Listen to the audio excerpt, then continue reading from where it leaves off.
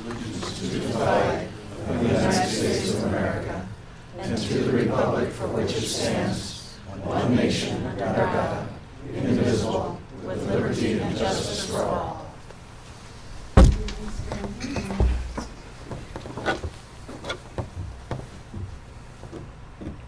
Says over there, how good it is for brothers to dwell together in unity. Almighty God, we ask your blessing on West Dakota Water District directors and this meeting. Grant that we may hear this truth, speak the truth, and make decisions with unity and wisdom. And in all things, seek your favor and your discretion. In the name of Jesus, amen. Amen. Amen.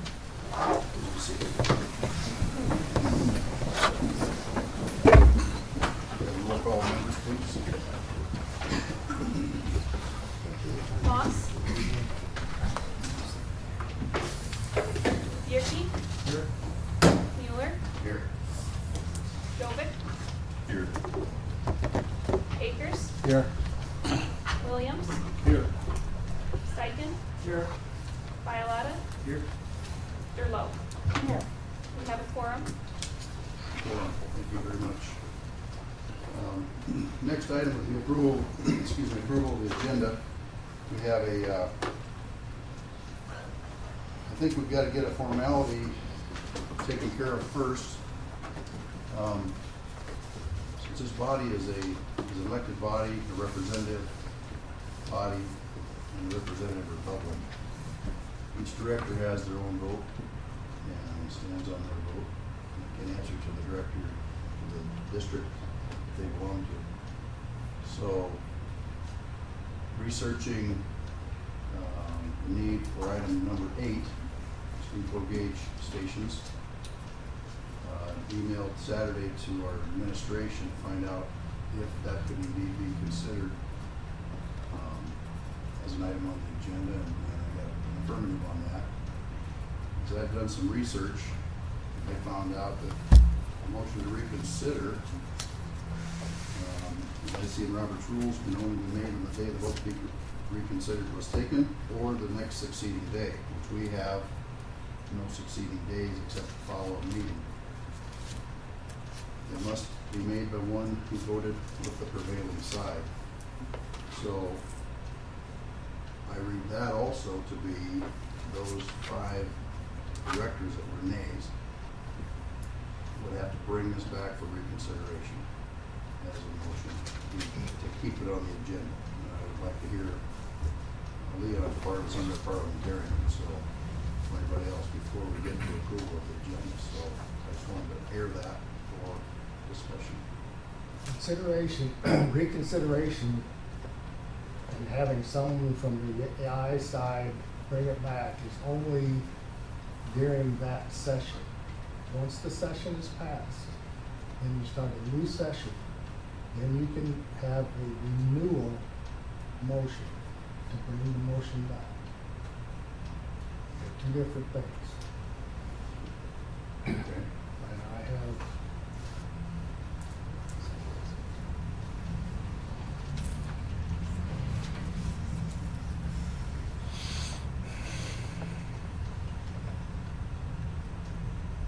right here, motion has been rejected. Can members bring the same motion before the membership to vote again?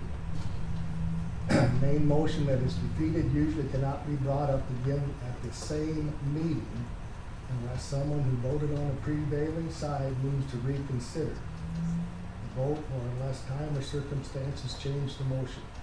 However, members can bring it up again at another meeting. This is called renewing the motion.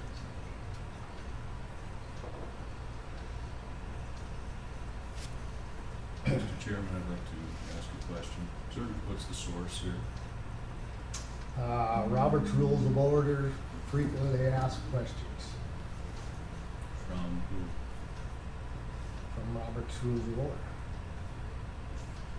From questions, people that write into Robert's Rules of Order Association. What's the website that you got Pardon? this from? What is the website that you got this from?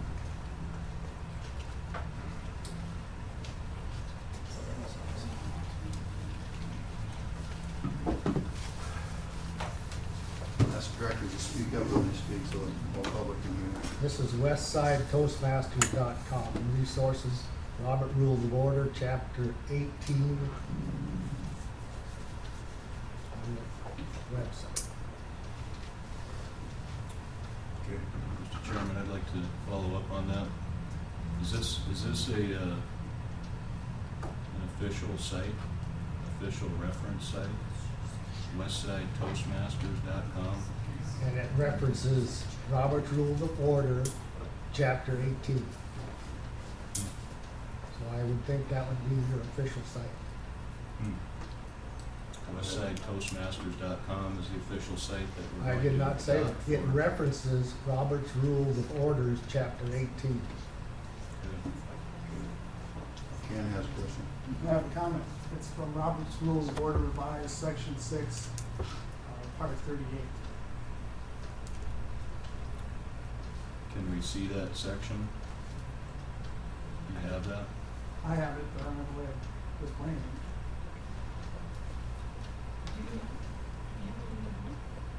Jump down. Yeah. No, the internet's not working, so we can't get online. I'm not making it up, Nathan. I did my research. Can you read it to us then, Ken, please? Sir, an original main motion or amendment has been adopted or rejected, or a main motion has been postponed indefinitely, or an objection to its consideration has been sustained, it or practically the same motion will not again be brought before the assembly at the same session, except by a motion to reconsider or rescind the vote. But it may be introduced again at any future session. And there's more, it goes on for a page.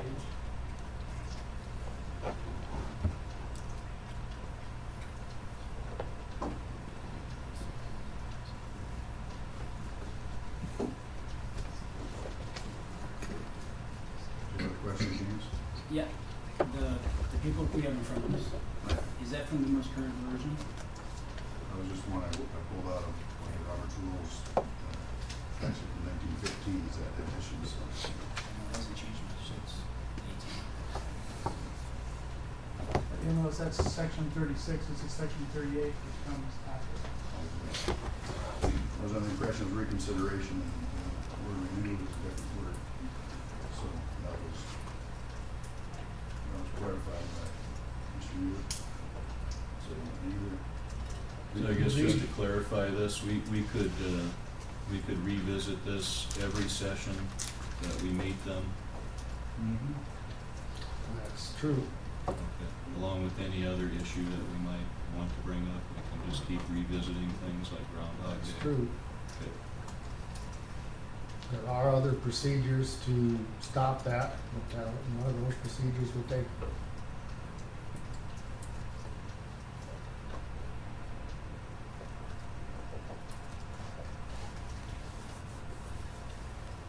Any other questions or comments regarding the agenda?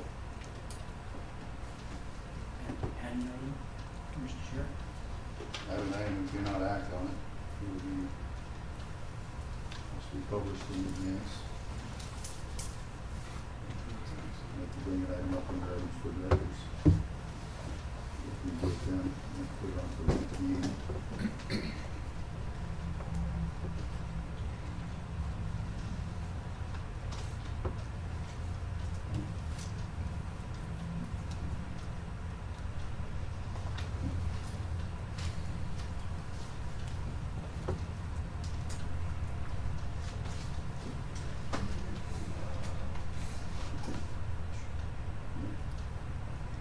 I'd like to make a motion to accept the minutes as The published. agenda. Oh, we're only on the agenda, okay, I make a motion. I make a motion that way approve the agenda. I'll second this. Okay. So, any other discussion? Those in favor of the agenda as it stands, say aye. Aye. Opposed? The agenda is approved. Approval of previous meeting minutes.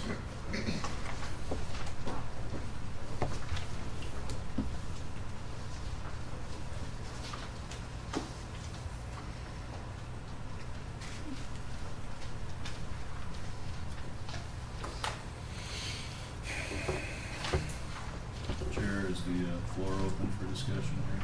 Floor is open for discussion on minutes. Additions, deletions, corrections?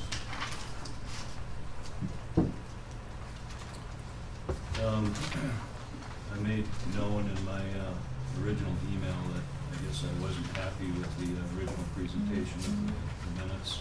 I think they were written in a biased form. There were several things that I noticed in there that were designed, I think, intentionally to misrepresent what I said. I'm not happy about that. I've got several notes here. Things that were mentioned in the minutes, language that I did not use, mischaracterizations, misorders of the how I presented it. My first argument, my primary argument that I later reinforced, was presented almost last. Tangential things that I mentioned in passing were mentioned first. I think with the intent to try to label me as some kind of zealot. I don't appreciate that. I don't want that to happen again. I think in order to avoid that going forward, I suggest that the minutes should just present the basic functions that we present here at the meeting. Motions,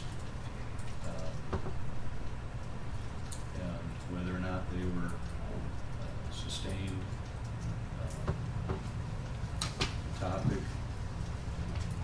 As far as discussion, I don't know that we should include discussion. I think there's too much subjectivity available to the author to mischaracterize things. And I think that's what happened here. So, and I would defer to the past policies. It's my understanding that past policy is not what we're doing. I don't know if that's changed.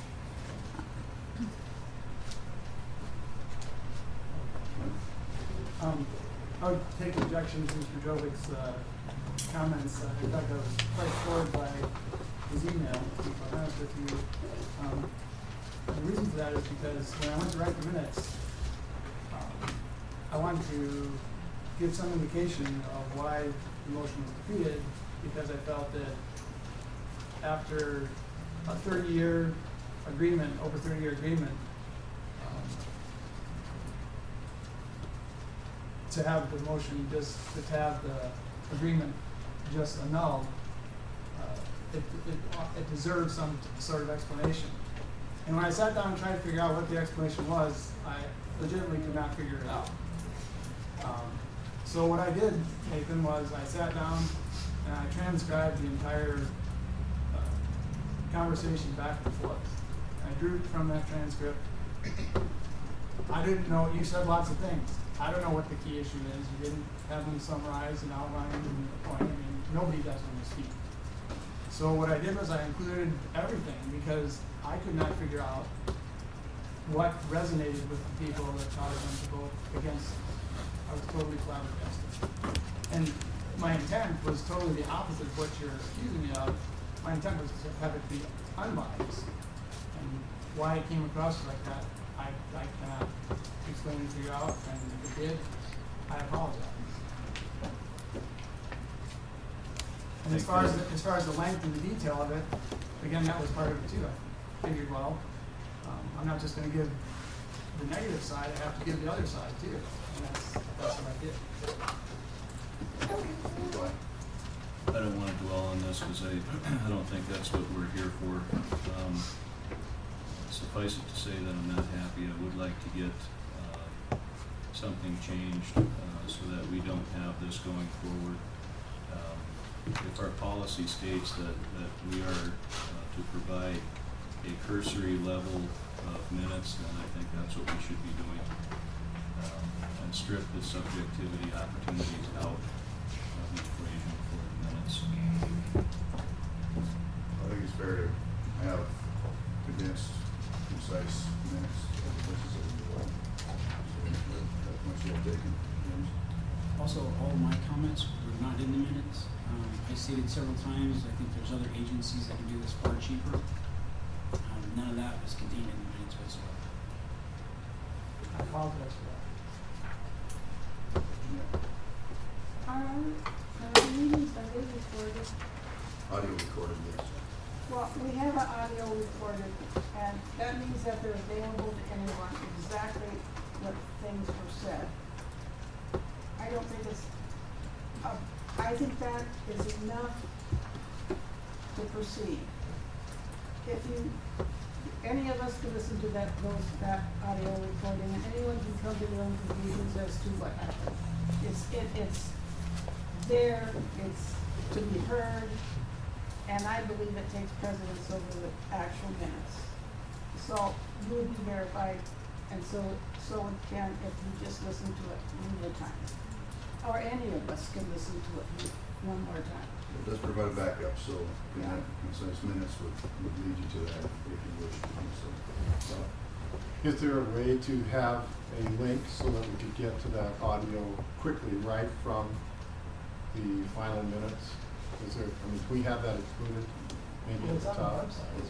Yeah, but sometimes when looking at just the minutes, if you're looking at the text, it would be nice to have it just included in there. Is that already there? Yeah, it says at the top, recording available, SacotaWater.com. There's a link.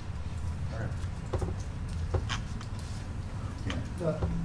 I have studied what the policy is for board meetings, and there is leeway that can be taken. I'm not going to get into all the details now. So I explained to you why I did it. If you need to do that, then that's fine. I don't care. We'll try to get it. There was no intention, Bill will. There was a modification made to a section in the minutes, I believe, that Sequentially, he was correct there. that was incorrect, so. Yeah, again, I don't want to dwell on it. See, if there were sequential issues, there were also language issues, and at least one misleading statement in there, so I'm not going to dwell on it.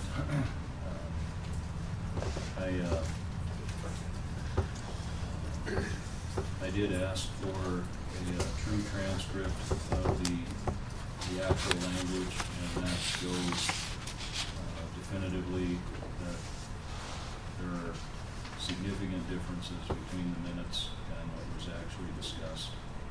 So I'm not sure where to go from here. If we should just strip the discussion out of the minutes. It's recorded, Nathan. It's recorded in voice. And that's the end. It's there. Anyone who wants it can, have you heard it? Did you pull it up and did you hear it in the recording of the meeting yourself? As I just stated, I got a transcript from Leon. And when you read through the transcript and you compare it to the minutes, it's clear. The main point is usually the one that somebody brings up first. That first point that I brought up was presented last in the minutes. There's language used in the minutes that I didn't use. Other points that I made tangentially were featured first. And you got that from the recording? I got it from the transcript that was But done it's from the the recording is what I'm trying to Well, get at. this transcript represents a recording, so that's what we took. I would motion that we amend the minutes with the transcript of the recording.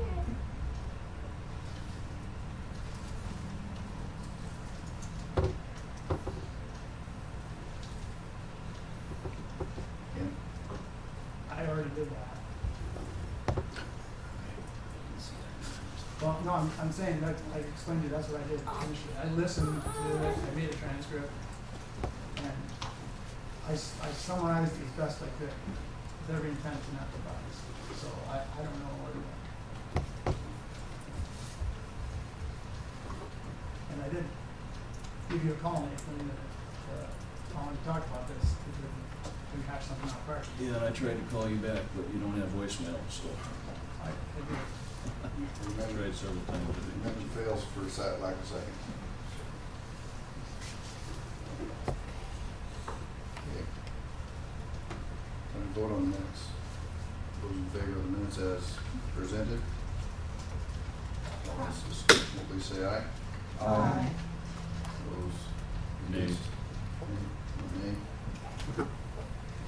Motion passes. That's approved as read. Treasurer's report. Yeah, the internet's down, I was not able to get a copy of it, so you're gonna have to read it the same as I do, I guess. Yeah. It's basically the same as last month when we had a meeting. The only thing that changed is the checks that we wrote from today for this meeting. But, it's, same as last month, basically. I can't get a copy of it either, it's all up there. So, maybe, Leon could, if there's any differences or any highlights on it, maybe you could, I don't know.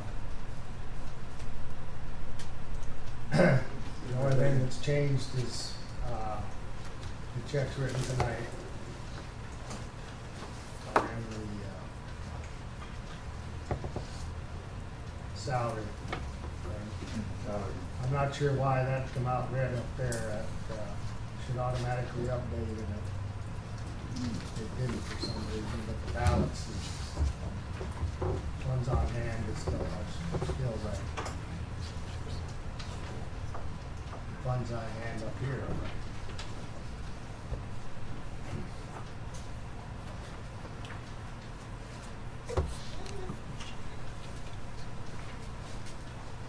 Any questions from the public on the treasurer's report?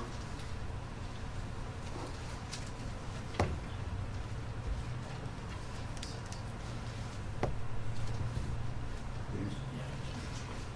So there's no negative in the checking account, correct?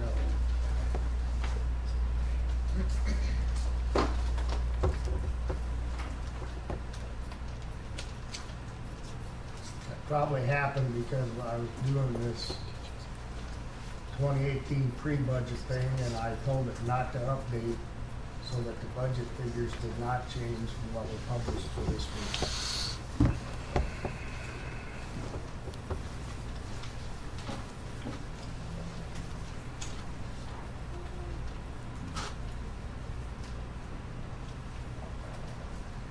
Motion to approve. Motion approved, treasurer's report as presented. Second by Williams. Any further discussion? Those in favor say aye. Aye. Against, say nay. Treasurer's report is approved. Finance Policy Subcommittee. Are there any renderings from that group to bring us forward? James?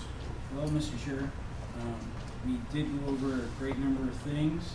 There is one question that needs to be asked before the board, we felt, before we proceeded any further. That discussion is in relation to whether, as a board, we should loan money at all, or if we do, we have guidelines to follow. So the big question is, should we be loaning money versus grants before we discuss anything?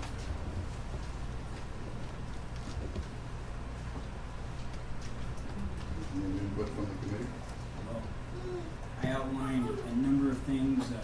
Me and Jeanette both thought loaning money wasn't a horrible idea, that some organizations would benefit from it. And it might free up money as we're getting it back from these organizations for other projects more long-term. Some of the discussion was to first secure any loan with real property. And we can either ask our lawyer to write a purchase agreement or loan agreement, or go through a bank and have that bank fee added to the loan, just like a typical loan. So that way we're not out of money for the cost of providing the loan. And of course, just like any other loan out there on real property, the property must be insured, and we must maintain a certificate for that property. So if for some reason they stop their insurance payment, we are notified immediately. Robert, Leon, you and Jeanette, they're all part of that committee, right? Yeah. Well, I saw it was, apparently, that language was added, or was taken out, was added to it, about lending money. And personally, I don't think that we should be in the lending business. That's just my personal opinion. But But that was where we got stuck on the meeting was, well, if we loan money, how do we do it and all this? And that's why we thought this would come before the whole board and solve that question first. Is do we want to get into that business of loaning money? And that's where we got stuck at it. Yeah, I just wondered if you check with the state of South Dakota on whether we can loan out what tax money for any purpose. Because I think, I don't know this, but I just wonder if there's regulations such, maybe Leon can answer that. Yes, we can loan it, give it away, grant it. What's that? We can loan it, give it away, grant it. You can get rid of it anywhere you want to, pretty much. Okay, thanks. By codified law. I did contact East Dakota Water District. They do not loan money. They have a budget of around 1.6, 1.7 million a year that they spend. They have a full-time staff of 3 people and all that overhead, plus they have a lot of projects and stuff. They keep a reserve fund, but they don't loan it. They get a hold of the other districts. I think, as James said, there are things about the policy that need to be rewritten. But the big thing is, do you want to include loans or not? As near as I can backtrack, you had that opportunity from way back in the 80s all the way up until 2014. And then it was just dropped. There's no real vote on it or anything. It was just dropped. So, whether you want to put it back in or what? Bottom and Ken. Leon, how many times did we act as a bank? As far as I can find out, none. Ken? Those of us who are on the board last fall, I believe this discussion came up with one of the homeowners associations where it was potentially a situation where we're going to loan them money, and that's why we did not end up doing it. Shared in Lake Heights, do you recall that? It was a $20,000 commitment that we knew we're going to make for a guarantee for them to secure a loan. And they secured the loan, and that money was not given to them as a loan was that. So, but that was, correct. That was part of the concern. It was involved with the purchase of a water system. So, I'm not saying we shouldn't do it, I'm just saying that we have that's come up before. we pitched around that before. Right, and I was there for that meeting, and I think part of the problem is we were gonna guarantee the bank 20 grand without any assurances, no real property, so the money went to the bank, not even the agency or the group that wanted the money. Which, be a nice way for a bank to make a quick profit.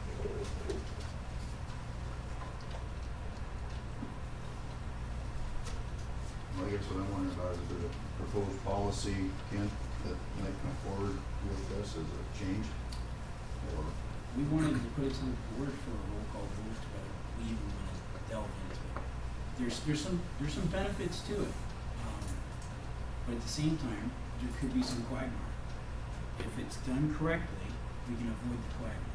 It has to be detailed out, and the policy is going to expand to go over all those details. Whether you want us to do that tonight, financial institution. And I think input. what the committee really decided on was that the policy needs work on it. They want to work some more on it. But do you work on it with a loan package or not? So basically what they're asking for tonight was, do we include loans or not? We need to get back and work on it some more, and do we want to waste our time on that particular phase of it or not? The banking institution who possibly utilize for administering these loans, have you looked into any of that as far as what that loan would be, fees or? no, and it was mentioned that we have our own lawyer that either can write up these documents or cannot.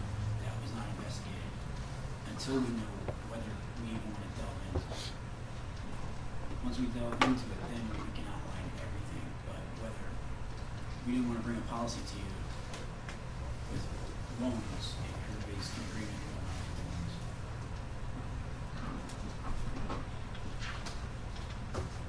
I can't see the benefit myself. Kim? Is it possible just to include the language and then go back and develop it if we want to do it? As part of the policy? You know what I'm saying? It just be listed as one of the options to having money in the state. And technically, it's listed because it's in the law that says you can loan money. You just need the apparatus to do it, and that's kind of what you're working on. So you could always suspend your rules and you can't do it. But it'd be nicer if you had a set policies. Or if it's convenient, just, no, we don't have policy to do it, and we're not going to do it. Struggle to do this. Rough. I don't think I want to act like a bank. I mean, that's a huge amount of regulation that's going to happen. And then there's what happens when people default. Who's going to go after them? How are we going to get our money back? Then it's the taxpayers' money that we're loaning. I don't know. Comment, Jeanette and Dan? I think what we're asking right now is, the subject came up, will we finance or will we not? There's a lot of questions we had, including the questions that have been brought up this evening. There's only one question that I say we need to know today is that, would you like us to investigate what it would take to loan money or not? There's no sense wasting a lot of time on something we're not gonna do.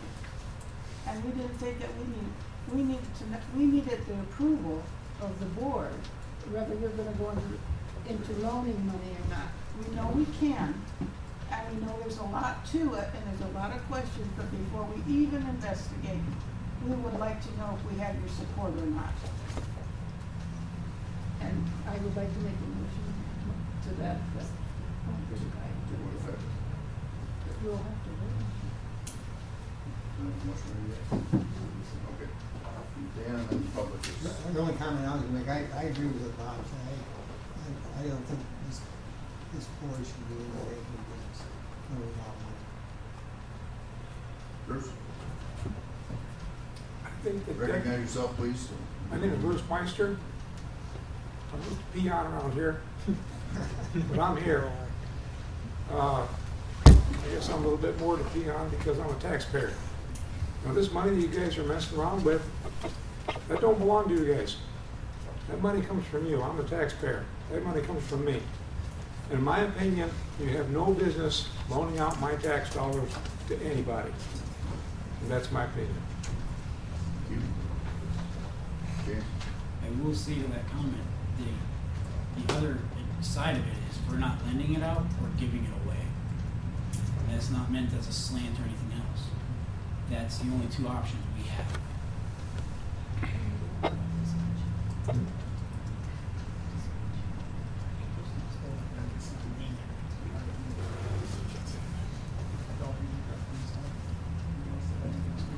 We circulate sign-in sheet, make sure you sign in. If you speak, we need you on the roster so we get your name correctly spelled in the minutes.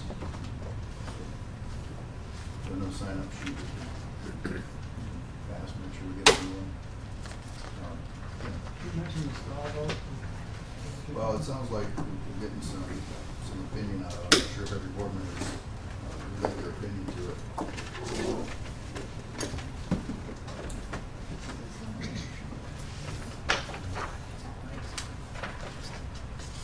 Any other input, ideas?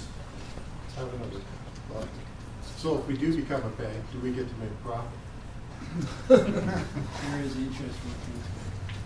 Yeah, there really is. The old policy had it -2, so there was a small interest rate. And the only reason why I even considered this is, say somebody comes forward with a very worthy project. However, it takes up half of our budget. Well, then half that money is gone and we can't loan anything else. Now, if we did loan it versus give it away, we would actually get a portion of that money back every year that we could then again invest or grant to other projects.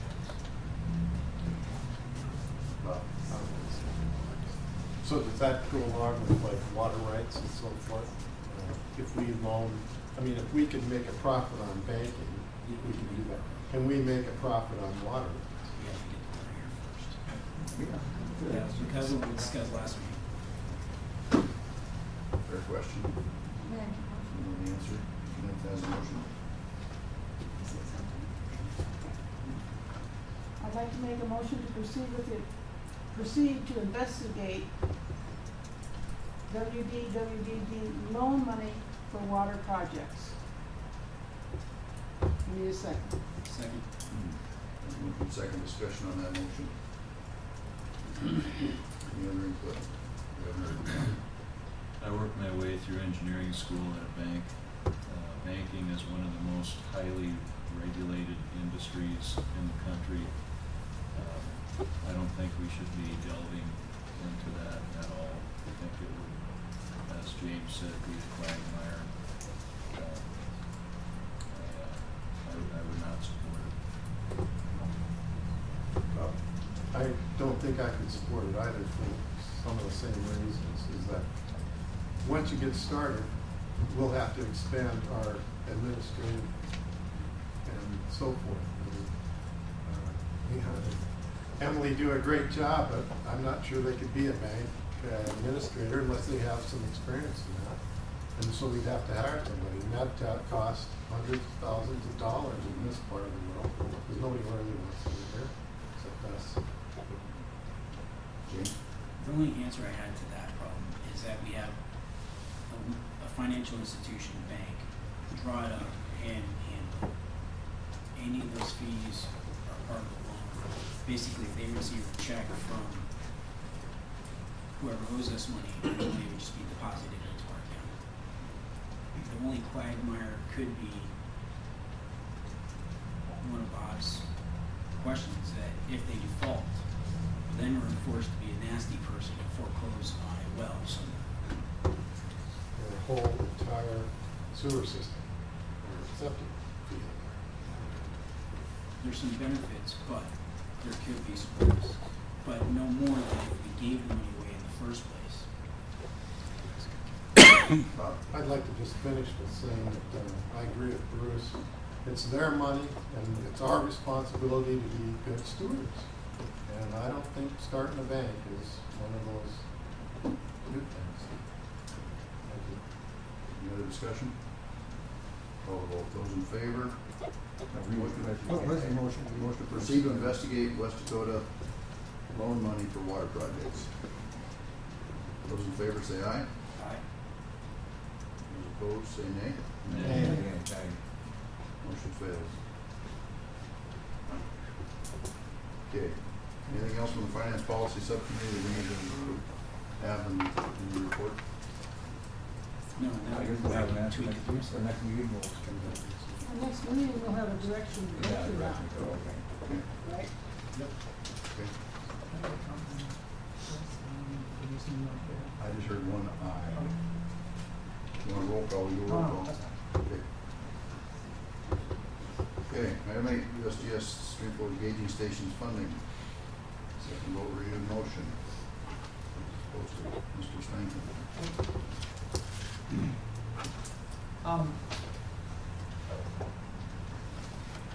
So obviously I felt this was important enough to revisit, and I'd like to explain my reasons for bringing this back to this body.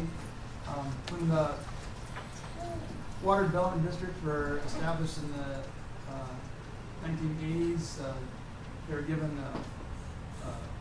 a charge, and that was that they should promote, I'm reading from South Dakota law here, promote the conservation, development, and proper management of district water resources, and serve as a district-wide clearinghouse for water quality and supply projects through technical, organizational, and financial assistance to prospective and existing projects. So that's what we're intended to do. And each of us, when we come to this position that we're serving in, take an oath of office, and it says that we will faithfully and impartially, to the best of our ability, perform all the duties of board of directors for Water Development District. And I understand that to be pursuing our mission, which states that we support entities that furnish financial, educational, or other aid to any project that the district, within the district, that encourages better utilization of our water resources, proper water management, and evaluation and protection of our water quality. South Dakota law also says, in regard to who we work with, that we may work with, we cooperate or contract with any individual, any state or subdivision thereof, or federal agency or private or public corporation, which basically means anybody who is concerned about water. So in my understanding, these stream gauges are essential to the mission of West Dakota Water Development District. Without these gauges, we lose vital information that guides us in the fulfillment of our mission, which includes the proper water management and better utilization of our water resources. So, having said that, I'd like to move that we continue to grant $14,785 to fund the operation and maintenance of Castle Creek and Road Fork stream flow gauges from October 1, 2017 to September 30, 2018, as outlined in the joint funding agreement submitted by the USGS. Second. Motion second, open for discussion. Nathan and James. I disagree with one of the statements posed as fact that we will lose vital data.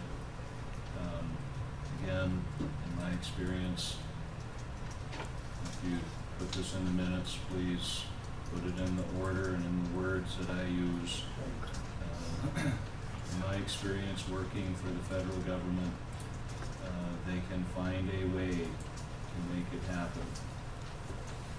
So just because we don't fund it doesn't mean that it's going to go away.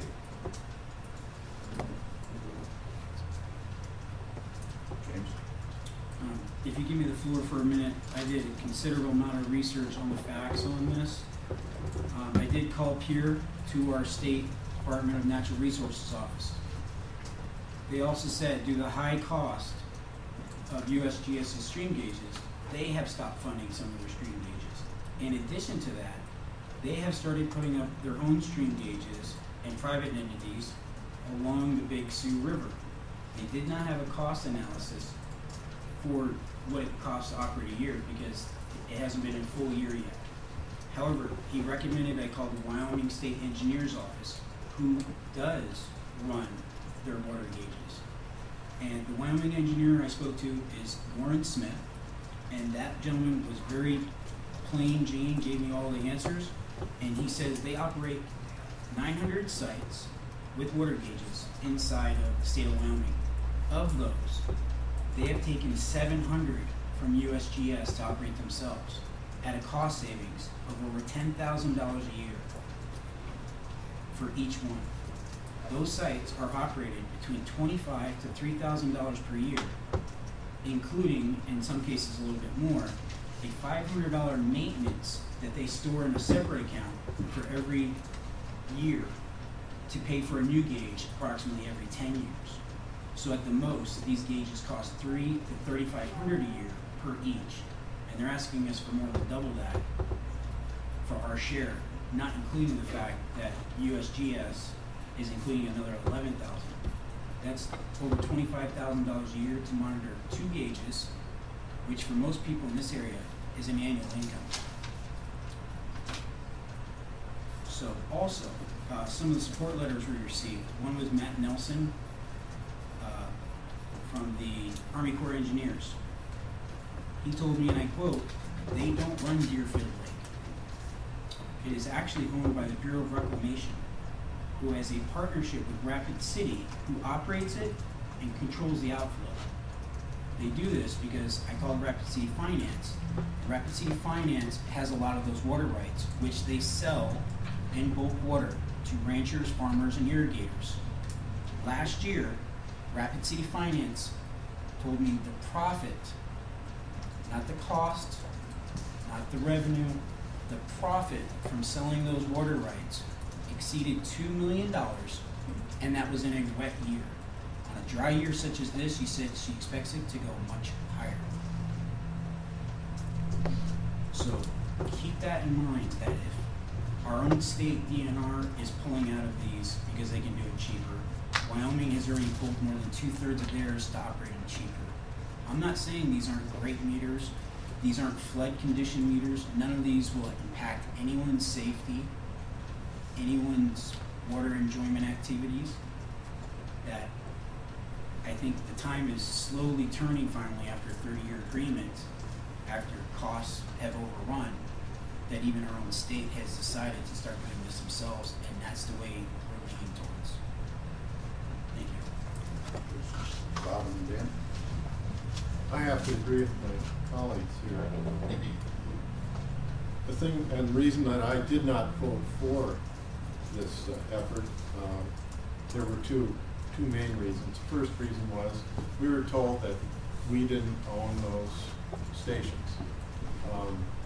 This may be, but when you own a business and 56% of your shares are with in your control, then you own whatever it is you have in control. And right now, those two operations, according to the information we got last in July, we are at 56%, which means that a monthly monitoring cost is approximately, if you monitor them every month, all 12 months, is about $1,232 per month. And you know, once again, we're not spending. Our charge is to provide these funds in a judicious way, and it's not a knock on the USGS.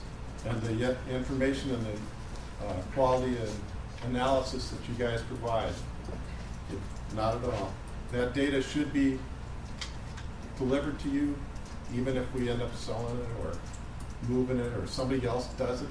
I hope that that data will be provided by the DNR to the USGS for analysis to continue. I think that the second thing was, after, well, first let me just reiterate, the fact that we own that machine and then we're paying maintenance after 30 years.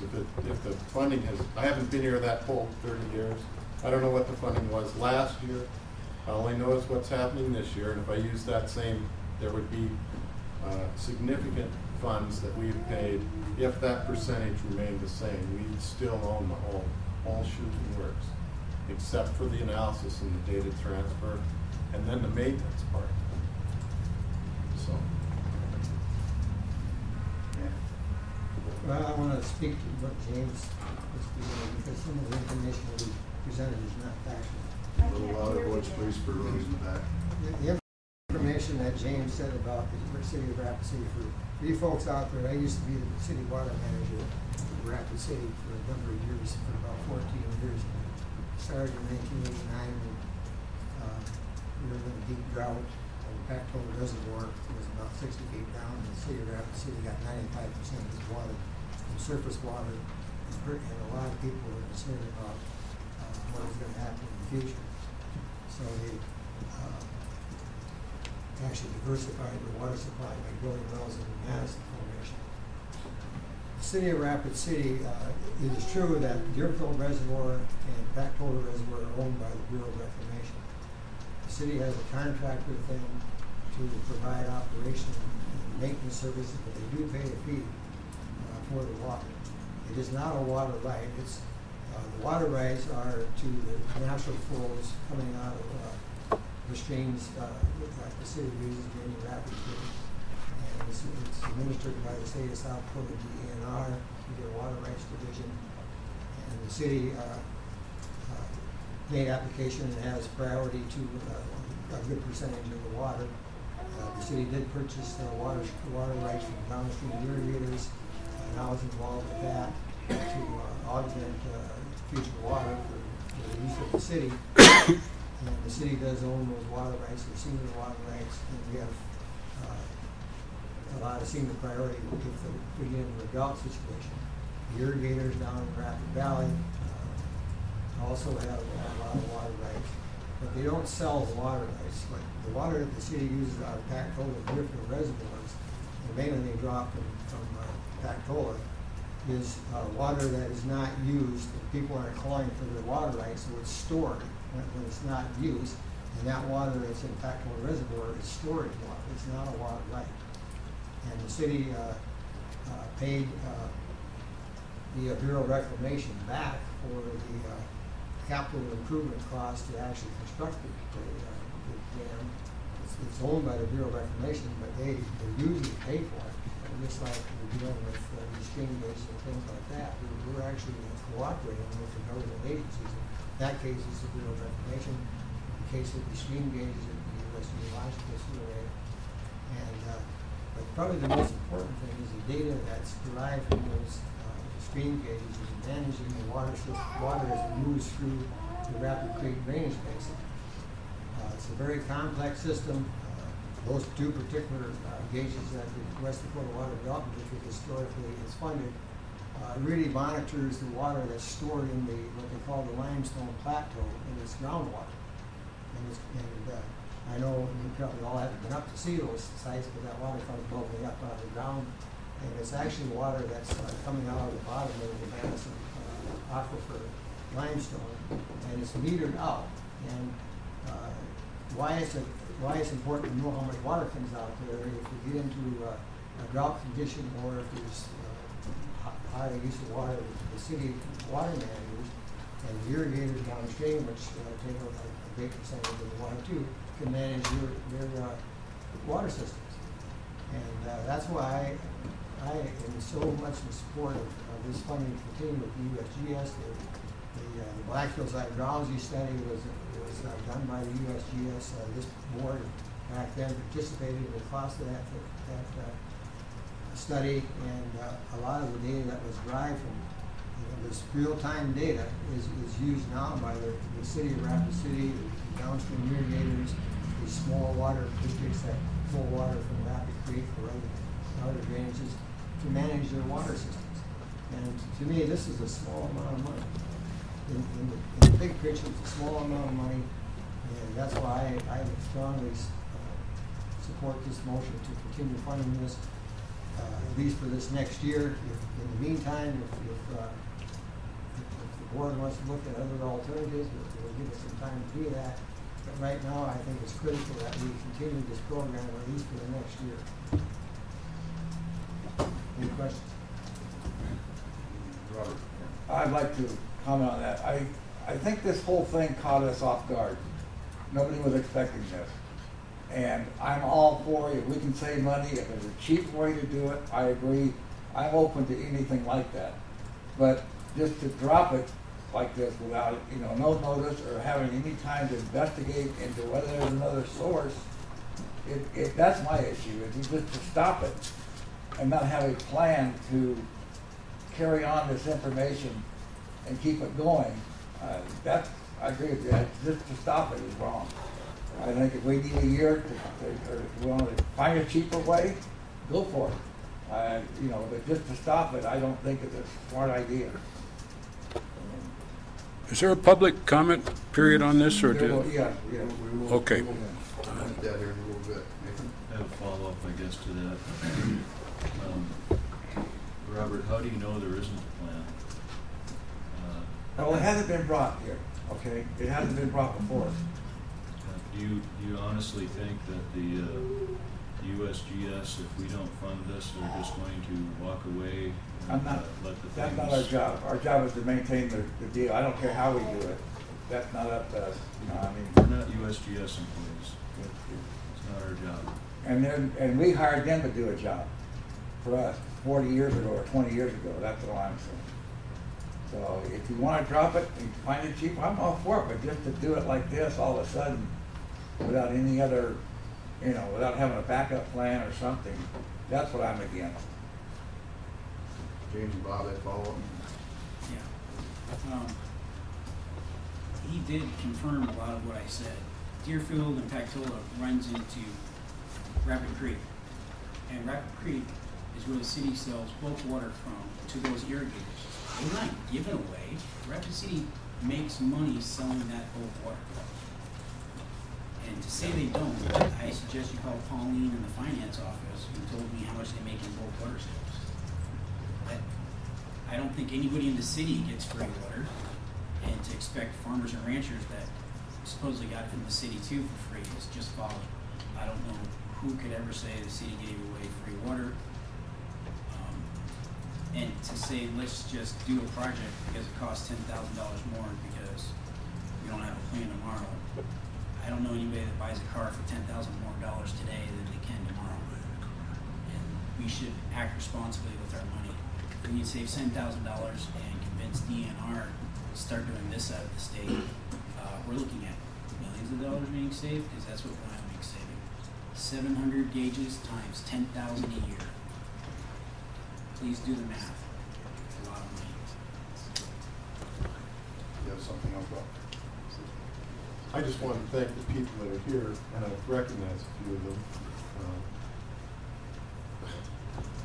What we didn't have is a good process. That's why we were all taken by surprise. We don't know how to investigate this. I'm brand new on this board. And then the justification that I had for voting, I think I already talked about that. But I'm still open to hearing more information about how the USGS might, what could be the next steps.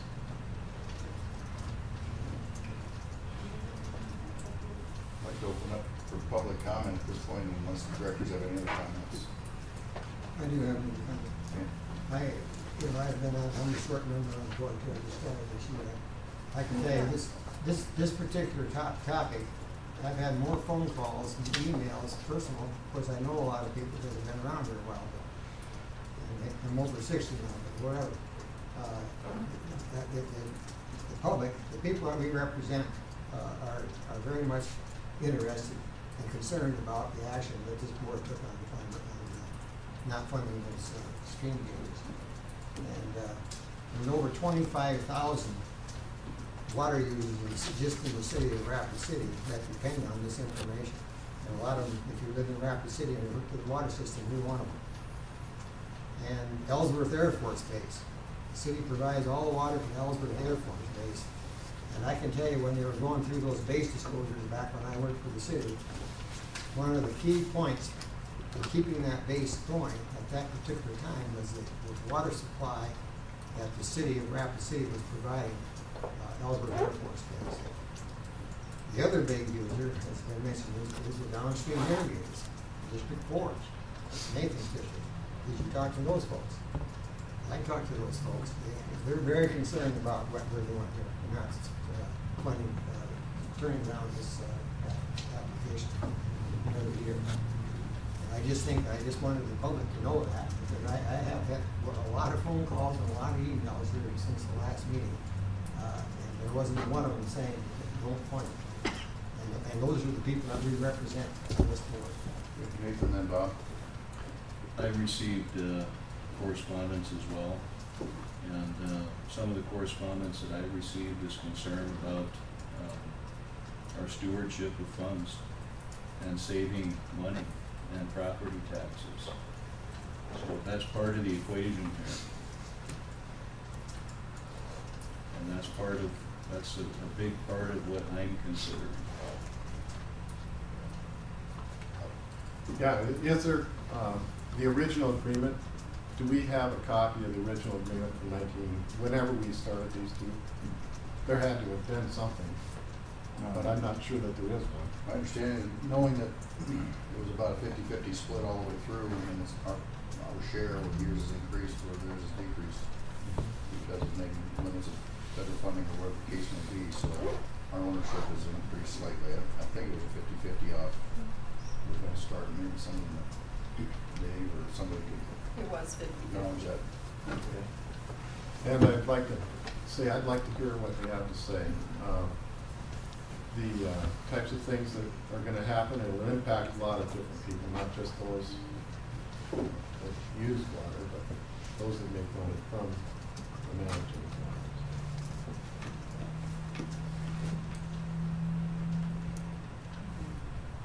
I'm open for public comment at this point in time. Any of the directors? Okay. Please come to the podium and represent or introduce yourself. Joyce, if you start, please.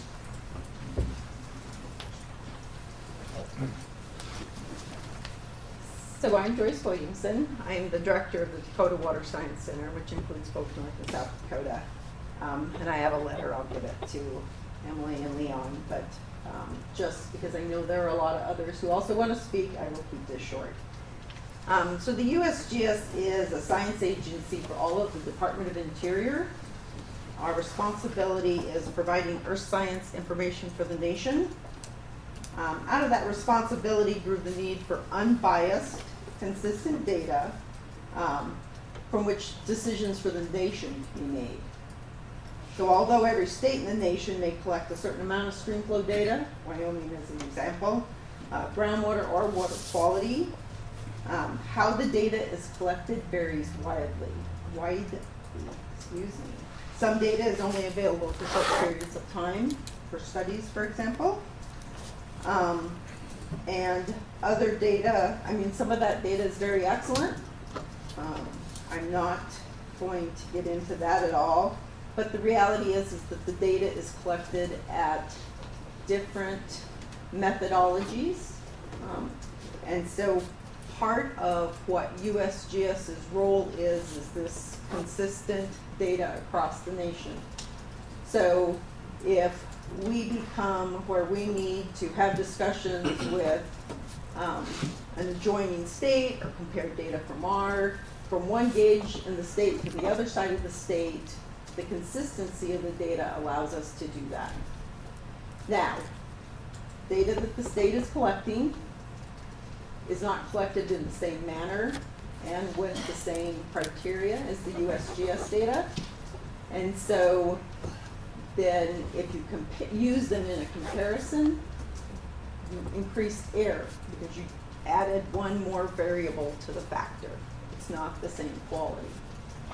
The state data is also not real time. They also collect less measurements. They don't have the multiple reworking of the data. We have at least 3 people review our data. And then lastly, the data is there into perpetuity. There are gauges out there with over 100 years of data. And that's how you pick up unusual trends, changes, etc. As Dan mentioned, these gauges are up in the limestone plateau, so they're measuring that spring discharge, which of course is that is the source of our water for our streams in this area. So that picks up when we see these changes because of drought and wet cycles, and we do see those in those 2 gauges.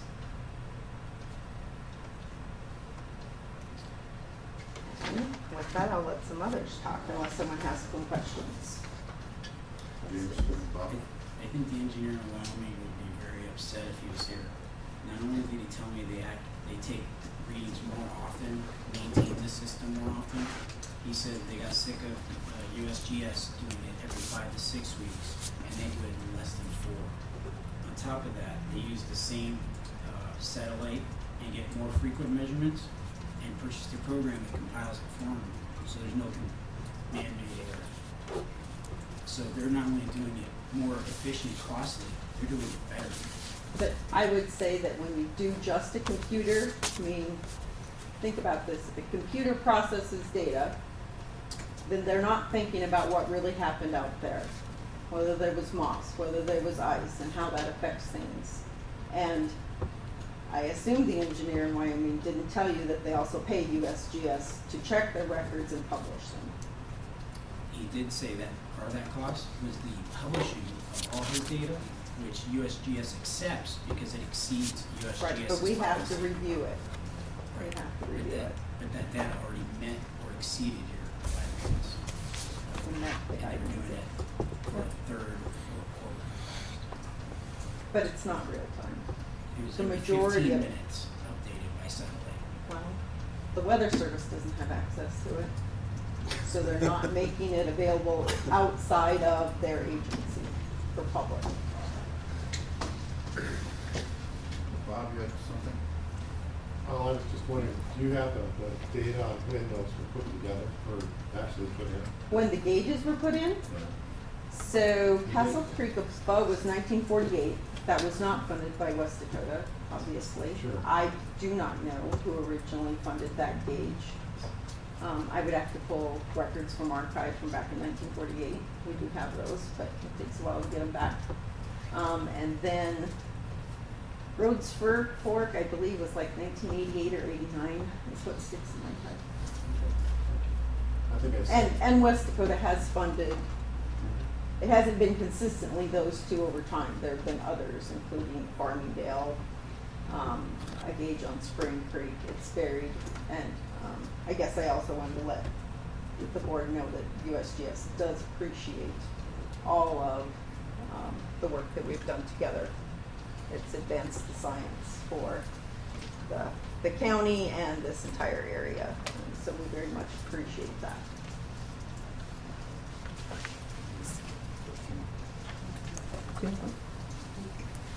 Joyce, I have a question for you. Yes. Last meeting, there was a question of Lawrence County and the inflow in that drainage basin that contributes to the similar water. So Rhodes system. Fork is right along the border with Lawrence County. It does actually, the gauge is before it flows into Lawrence County and then it flows back out. The large majority of the basin is within Pennington County.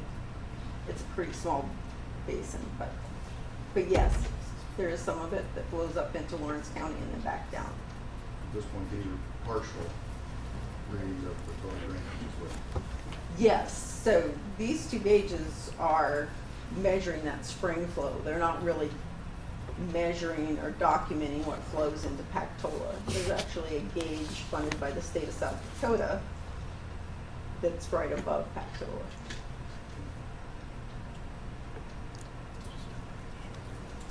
Any questions for Joyce? So is there a reason they didn't monitor all three of those forks? Why they didn't put one on Slate Creek, I don't know. I honestly don't. I mean, it's it doesn't originate up in the limestone plateau, so I assume that's why. It's just really runoff. So these, basically, the way to talk about these would be just for groundwater monitoring and the outflow from springs. Springs, yep. And not runoff from the rest of the basin that's somewhere in Lawrence County that also fills that. That's correct. It does not include the Lawrence County drainage part. It's a very small drainage, I think.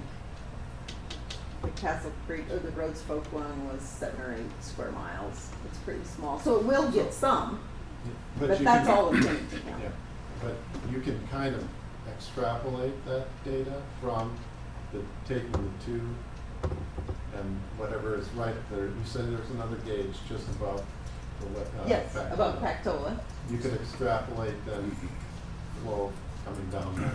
Yeah, you could get an idea. You always have to use a certain amount to evap. Okay. Well, Thank you. Sir, Appreciate the opportunity. you guys just line up here, please, and we'll go through as we have time. Yeah, I'll do this. Mark Twain once said it's a terrible death to be talked to death. I'll honor that and get this done. Robert raised a good point about Can you introduce yourself, please? David Miller. Okay. I'm locally a citizen. It's a good point you raised about extrapolating. You can't do it at Rhodes Fork. That's one of the most remarkable little places. They got, what is it, just short of 8 square miles of drainage. It's producing, I use my own figures so it makes sense to people. I express water in acre feet per square mile. You know, an acre foot is foot deep an acre, 2/3 of the football field. Think with me for a minute. Rhodes Fork produces per square mile about 550 acre feet per year. It's unbelievable the water coming up out of it. The thing that's striking about it is we can't account for it. The drainage won't produce that much water. And I appreciate that question, Robert, because you go over into Castle Creek, it should be flowing about the same as, say, Main Spearfish River. It's not doing that. It's way low. I asked GSGS when he scratched his head, he said, we don't know what's going on. He said, we do need to know. We've got a tremendous discrepancy in those basins. Rhodes Fork is over on the rapid side of the drainage. Apparently, there could be inflow back and forth in there, and nobody really knows. This is nothing to play around with. I mean, I want to shorten up this. I had too much to say, and I'm not gonna take up other people's time. This is urgent enough. We need time for public discussion on it. I'm listening to all points of view here. I didn't used to be good at that. I have some biases. I've followed the history of USGS all the way from its birth in the Grand Canyon exploration of the 19th century. And that doesn't make me more qualified than anyone else. I want to tell you, this agency has got my respect. You cannot replace the quality of science they're doing up there. You can't touch it. They're top of the line. You people are raising questions that I think need to be raised. I'm not making fun of that for a moment. We need time to be able to discuss this thing. I'll throw in a couple of quick things that might be helpful on costs. You may have saw in the paper there's quite a deal. What are we going to do about Cleopatra Creek? It's full of people. You know, well, there isn't much you can do about it, but one of the things is improve the trails. We'll put in bridges. That was the state's idea. I took a quick look. I said, what have I got here in the files? And over here in the USGS file says that we don't have much on Cleopatra Creek, except we know that in 1995, that little narrow stream, which is about that wide and that deep in a narrow canyon, had the equivalent of 15 Spearfish creeks come down it, but the trick was it all happened at the same time. 860 cubic foot. You couldn't hold a bridge in there. Noah wouldn't even park the ark near the place. To save the cost, you walk over to the USGS files. The last one I'll mention is quite some years ago, and I wasn't going to mention it, but I don't think it's peripheral. The Board of Minerals and Environment, not one of their better moments, permitted a mine over in the head of the Butte Creek drainage, actually in the Strawberry Creek Fork. They had plenty of warning. This is not a good idea. And the long story of it is the mine went broke. Grome and the old Gilded said they went broke. I inquired of the EPA here a few years ago. I said, what does that cost federal taxpayers so far to contain? They said at the end of 1912, $109 million. Now, why did I bring that up? Because we needed baseline data, particularly in Butte Creek. Game Fish and Parks didn't have it. That's no fault of theirs. They were very cooperative on this. USGS had it. We had what we needed. It wasn't much, but we had enough down through that stretch past Galena. That stream goes into the Madison Aquifer. I'm really asking you to consider. I don't know what the answer to this, I don't know what you should do. I wouldn't step in here, that would be arrogant on my part. Give us a little time. I'll do everything I can to get information out. I appreciate the time to comment.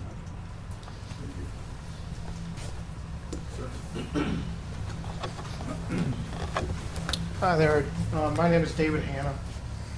And just one real quick question. I was reading through your May minutes and then read the July minutes on this issue we're speaking of. And I may have misunderstood, but it appeared in May this motion was approved, but then not approved last month? Correct. Takes 2 votes. Oh, Two votes. affirmative votes. Oh, I'm Pass. with you. I'm with you. So well, it's like a playoff series. You're going for best of 3. So, I mean, anyway, so it's 1-1 right now. Once it's denied, it's done. Oh, One okay. affirmative vote needs a second affirmative vote. I'm with you. Okay, that was my own naivety. Thanks for clearing that up. Okay. One other real quick question. What Mr. Miller said there, he knows far more about this stuff than me. I care about our water, and I know you guys do as well, because otherwise you wouldn't be here. But one thing to keep in mind that, and Mr. or Dan, if I understand it right, is it true today that about half of Rapid City's drinking water comes from Rapid Creek in today's world? I know back then they used to get more before they drilled the wells. Water? Yeah, approximately half the drinking water comes from Rapid Creek, Well, on more- average, Well, or more. more, yes, More, okay. because part of it's stored water. Sure. But Yeah. right now, the city uses about 14,000 acre-feet of water a year. That's what Okay. they produce and Yeah. send out to the users. And since they drilled the wells back in the 1990s, by the water supply, they get about 5,000 acre-feet of that out of the Madison Formation right here Okay. in Rapid City. Okay. So, but the stream flow, as David has pointed out, Rapid Creek, as it comes from the source up there, where Rhodes Fork and Castle Creek, as it flows down through the system, there's areas where springs come in and there's gain in stream flow. Yeah. But as it flows down and it comes into Dark Canyon, their stream loss actually goes down and a pretty good amount, it's like 25 CFS. And I guess the USGS would be a better number. Is it about 25 CFS we lose in Dark Canyon? That sounds about right. Pretty close. It varies Which a we little bit. actually lose, it goes down into the Madison Formation. And then as it comes past the fish hatchery, there's a big spring there, Jackson Springs, and where the fish hatchery is, there's about 20 or 22 CF that comes actually back up to surface and is a gain to the system. So it's a very complex system. And during the summertime when there's a lot of water usage is dried out, actually some of that water that's flowing through the city goes out into the alluvial basin, along Rapid Creek, and is stored there, and then metered out after some time. So it's a very complex system. Yeah, I've always understood our underwater hydrology in the hills to be like no other. But real quickly, based on that, I just want to make one quick comment, and that is how important this water is in the Rapid Creek drainage. And not just irrigators, but the drinking water, the business use, the economic side of it. And under the adage that you cannot manage something if you don't measure it. These two gauges are simple, but it's part of the measuring tools that are in place today to help manage that resource. And without adequate replacement for the funding, I'm not sure, like Mr. Miller said a minute ago, I don't know where the answer is, but personally I'd just rather see a little more patience in saying no to this. So, anyway, thank you. James, you have a comment with him or no? Yeah. Oh, sorry. Oh, no, you're fine. Yep. Okay, I didn't know if you agreed. I had one quick comment. Yeah. Just so everybody's really clear, this water is above Deerfield Lake. This water goes to Deerfield Lake, and Rapid City and Rapid City alone controls what flows into it. That's not true. Rhodes Fork comes out of the Rapid Creek side. But then comes back down. No, Deerfield meets up with it in Mystic. That's the creek water goes into Deerfield, which But runs the into other Rapid gauge Creek. goes only to Deerfield. But Yeah. I can go, Yeah, the drainage, the Rhodes Fork is up near Rochford. That feeds one of the forks of Rapid Creek. Deerfield or Castle Creek and Ditch Creek form to create Deerfield Reservoir. Castle Creek then runs out of that reservoir, meets up with Rapid Creek at Mystic, flows into Pactola, into town. And these gauges are north of us. One, The no, coming one out is of- north, one is actually west and Slippery side. Yeah, further west. Yeah. So the flow coming out of Deerfield Lake is completely controlled by the city of Rapid. I wouldn't agree with that. I don't know enough to say Yeah, otherwise, that's what from the Bureau of Reclamation, Rapid City controls the flow. So if anybody's worried about the amount of water in Rapid Creek, you can call Rapid City and Bureau of Reclamation said verbatim, Rapid City controls that flow. let me just comment on a second. He's partially right. The city operates and maintains those two reservoirs. The thing about Deerfield Reservoir, there's no flood control component to the reservoir. In other words, the downstream irrigators there's 15,000 acre feet that's stored in the Deerfield, and it's basically full. And most of the time it's full. There's hardly any variation in the depth. And it's maintained for a reason, because there's less evaporation up there. And so that water is maintained up kept up in a higher elevation, 6,000 feet, so there's less evaporation loss if it's needed by downstream water users. The irrigators, since I've been involved with this system, has never called for water from Deerfield. They have 8,000 acre feet and 15,000 for storage component, and the city has 7,000 acre feet. That water is released based on the stream flow going into Castle Creek, which comes from the information from this particular one. It's pretty much a pass-through. And so when they're not up there adjusting those valves up there like they do at Dakota. Dakota is the key when the irrigators are calling for water, the other water users are calling for water. That's where the water is really released to the downstream water users, is out of Dakota Reservoir. And in Dakota Reservoir, there's a pretty sizable component in there for flood control. The actual, what they call the pool level is I don't know, 40 feet down from the spillway. And that's stored there in case you get high water, which we've been into the flood pool a few times since I was involved with this wet season. But the water that's released is based on downstream water users calling for water every day. The dam tender up there is actually a city employee, and he's the person that gets the calls from the water users pretty much every day this time of year, because if it's dry out, people are calling for more water. If it's not, they cut it back.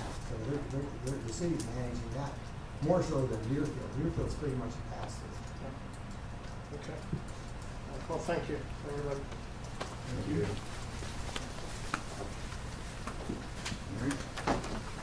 I'm Mary Kenner, and I'm here to read a letter from Scott Kenner, who can't be here tonight because he's down with Oglala Sioux Tribe Parks and Rec Authority, working with them on development of a water supply for their buffalo herd.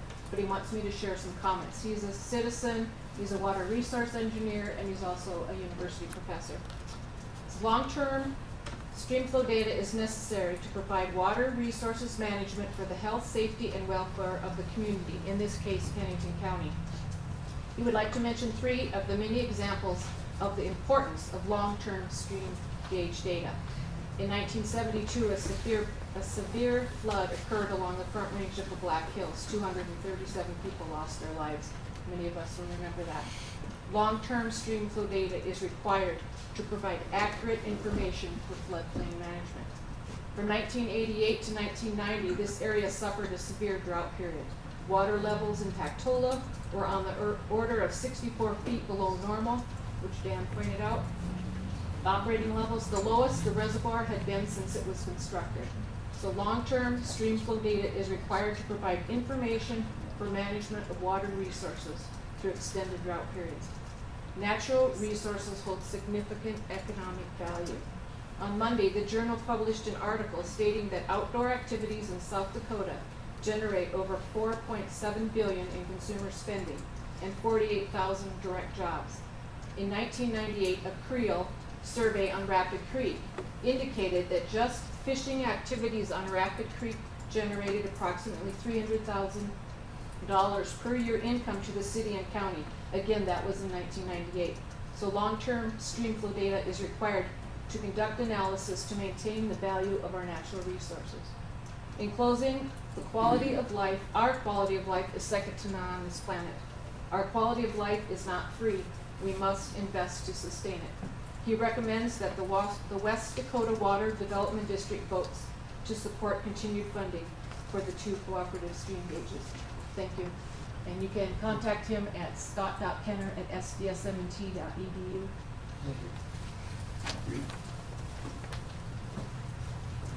Next. I'll be brief. Excuse me. Oh. I'm sorry. Do we have a copy of what she just read? Oh, yes, I gave it to. I put one in between each director, and I have a copy here.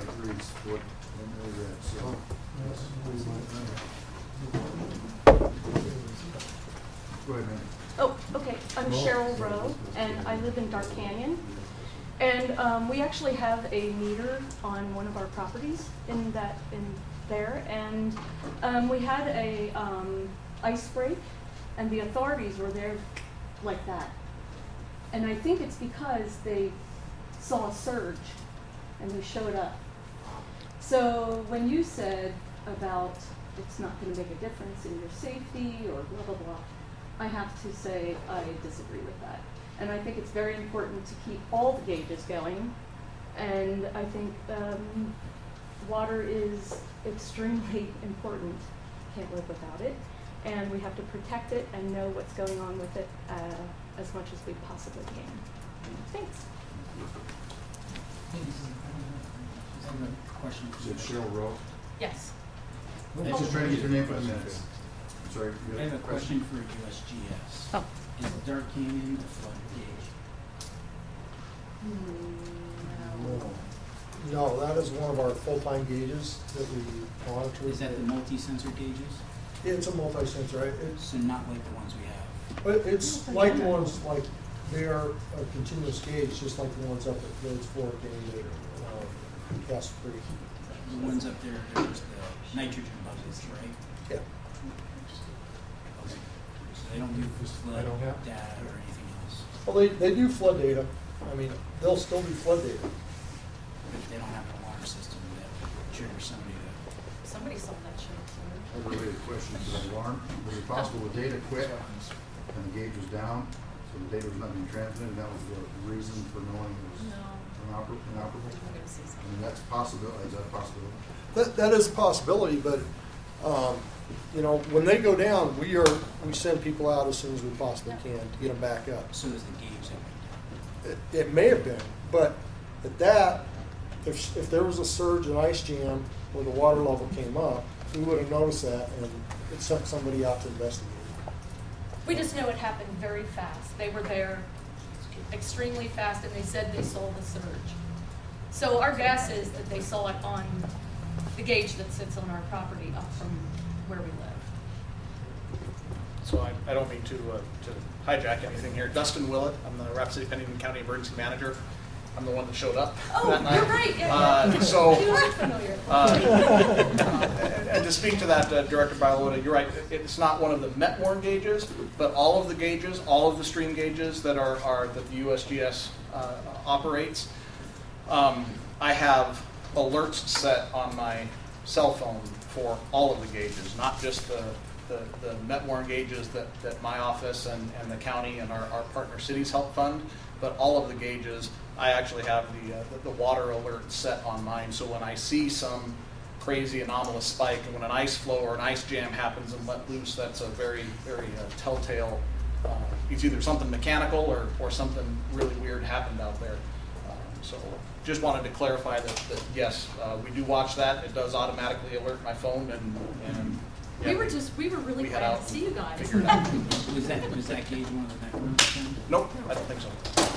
So there are 6 that you showed us, Dave, last week, your last meeting, that Dustin's participating, or Pennington County participating in this one sheet you gave us? Yes. Was one of those possibly is what triggered your call? Yes, I'm pretty sure that's one of the continuous gauges, not the flood warning gauges. Not the map one.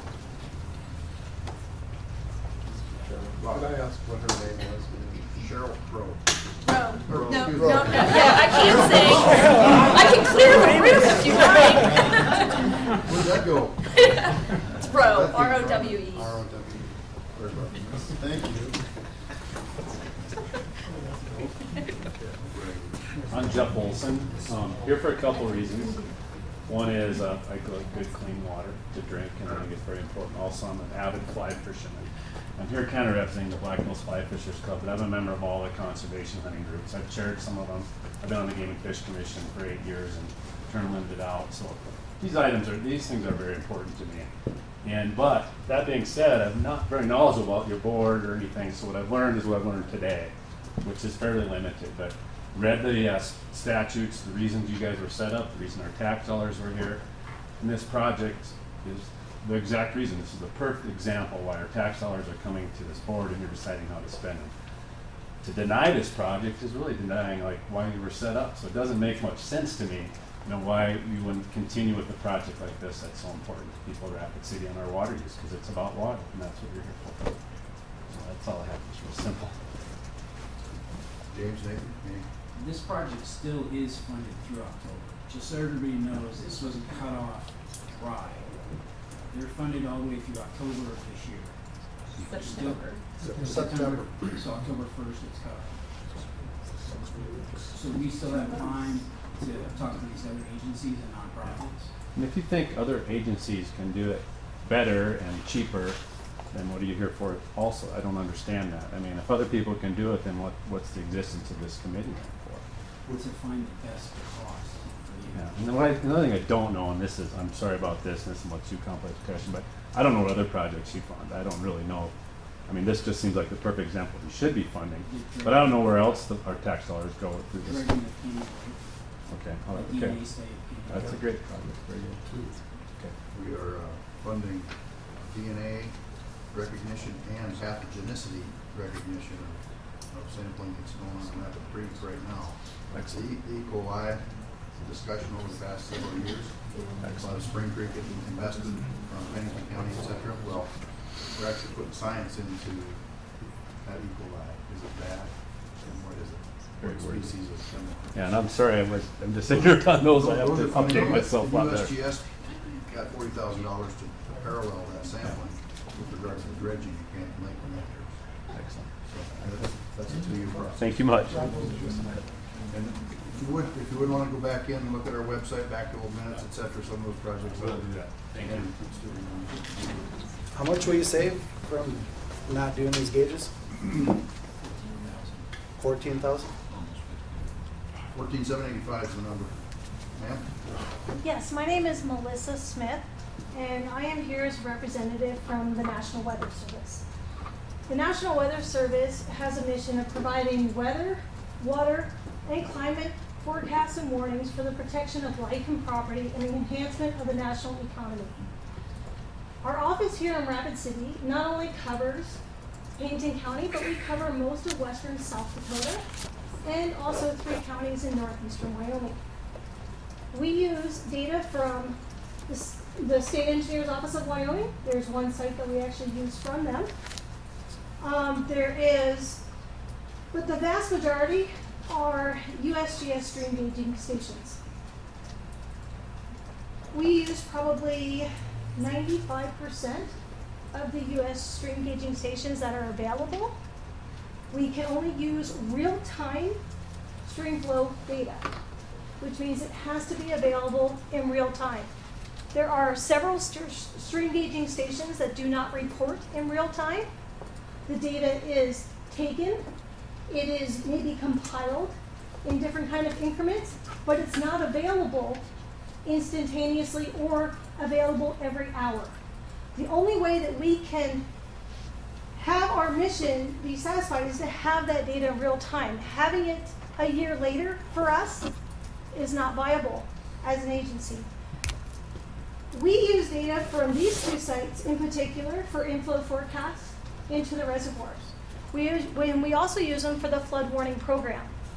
Not only are the Met-warn stations that are around Rapid City and in Pennington County used as a flood warning program, we use all the stations that are available in western South Dakota, northeastern Wyoming, and across the United States from the Weather Service as a whole.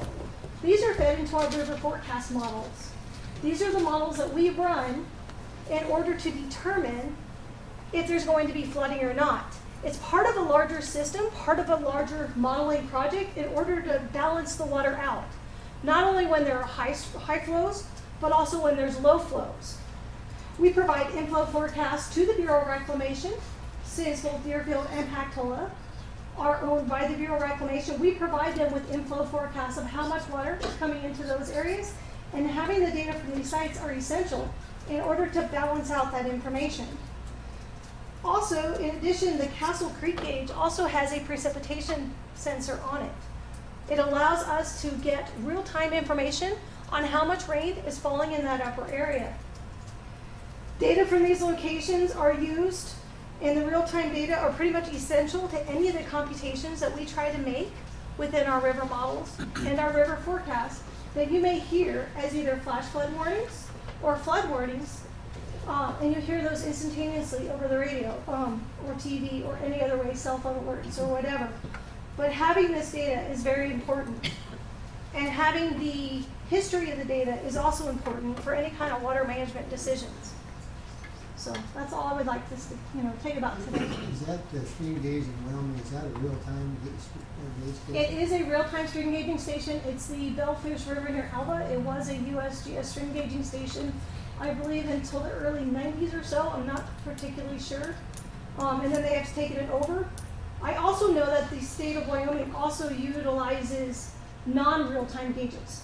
So even though that they do operate lots of stream gauges, some of them are real-time, some of them are not. Not every stream gauge out there provides data that we can access immediately. Some of that data is just available at a later date. Are all the USGS gauging stations, are they real-time? Right? Thank you. Question? Yeah, I had a question. Oh, sorry. So it sounds like you've got a great need for these gauging stations. Are you willing to fund them? The role of the Weather Service, the mission of the Weather Service, is to provide the forecast and the warning protection. Since we are a federal agency, we work with our joint agency partners, such as the USGS, whose mission is to provide that data. We do not have the expertise to run stream gauging stations. We don't have those resources available. We leave it to the folks that do have those resources and have the knowledge and the ability to do that. We can't do that. We don't have the expertise to do that. Yes. Are you aware of the memorandum of agreement tool that can be used between government agencies to transfer funds between budgets to support things that you need from another agency? That would probably be above my level. I am a hydrologist within the Weather Service here in Rapid City. A tool in order to provide something on a different level would probably have to come from DC. Thank you. Good evening. Thank you for the opportunity to speak. My name is Richard Morrison. I did not sign the roster. I am here ostensibly with the Black Hills Flat Fishers Club. I'm an avid flat fisherman, so that's kind of where my interest came in this subject. But sitting here listening to the proceedings, first of all, it's exciting. I haven't done a whole lot of seeing democracy or republic government work at this level, which is probably a bit of a knock. I've been in the Air Force for nearly 19 years, much of it at Ellsworth Air Force Base. So I am a major in the United States Air Force. I am not here as a representative of the Air Force in any way, shape, or form. Please do not put that out there. But we do this sort of thing in the Air Force all the time. We are one of the biggest stewards of taxpayer money, and as a member of the B1 community, I've spent a lot of it over the last 15 years.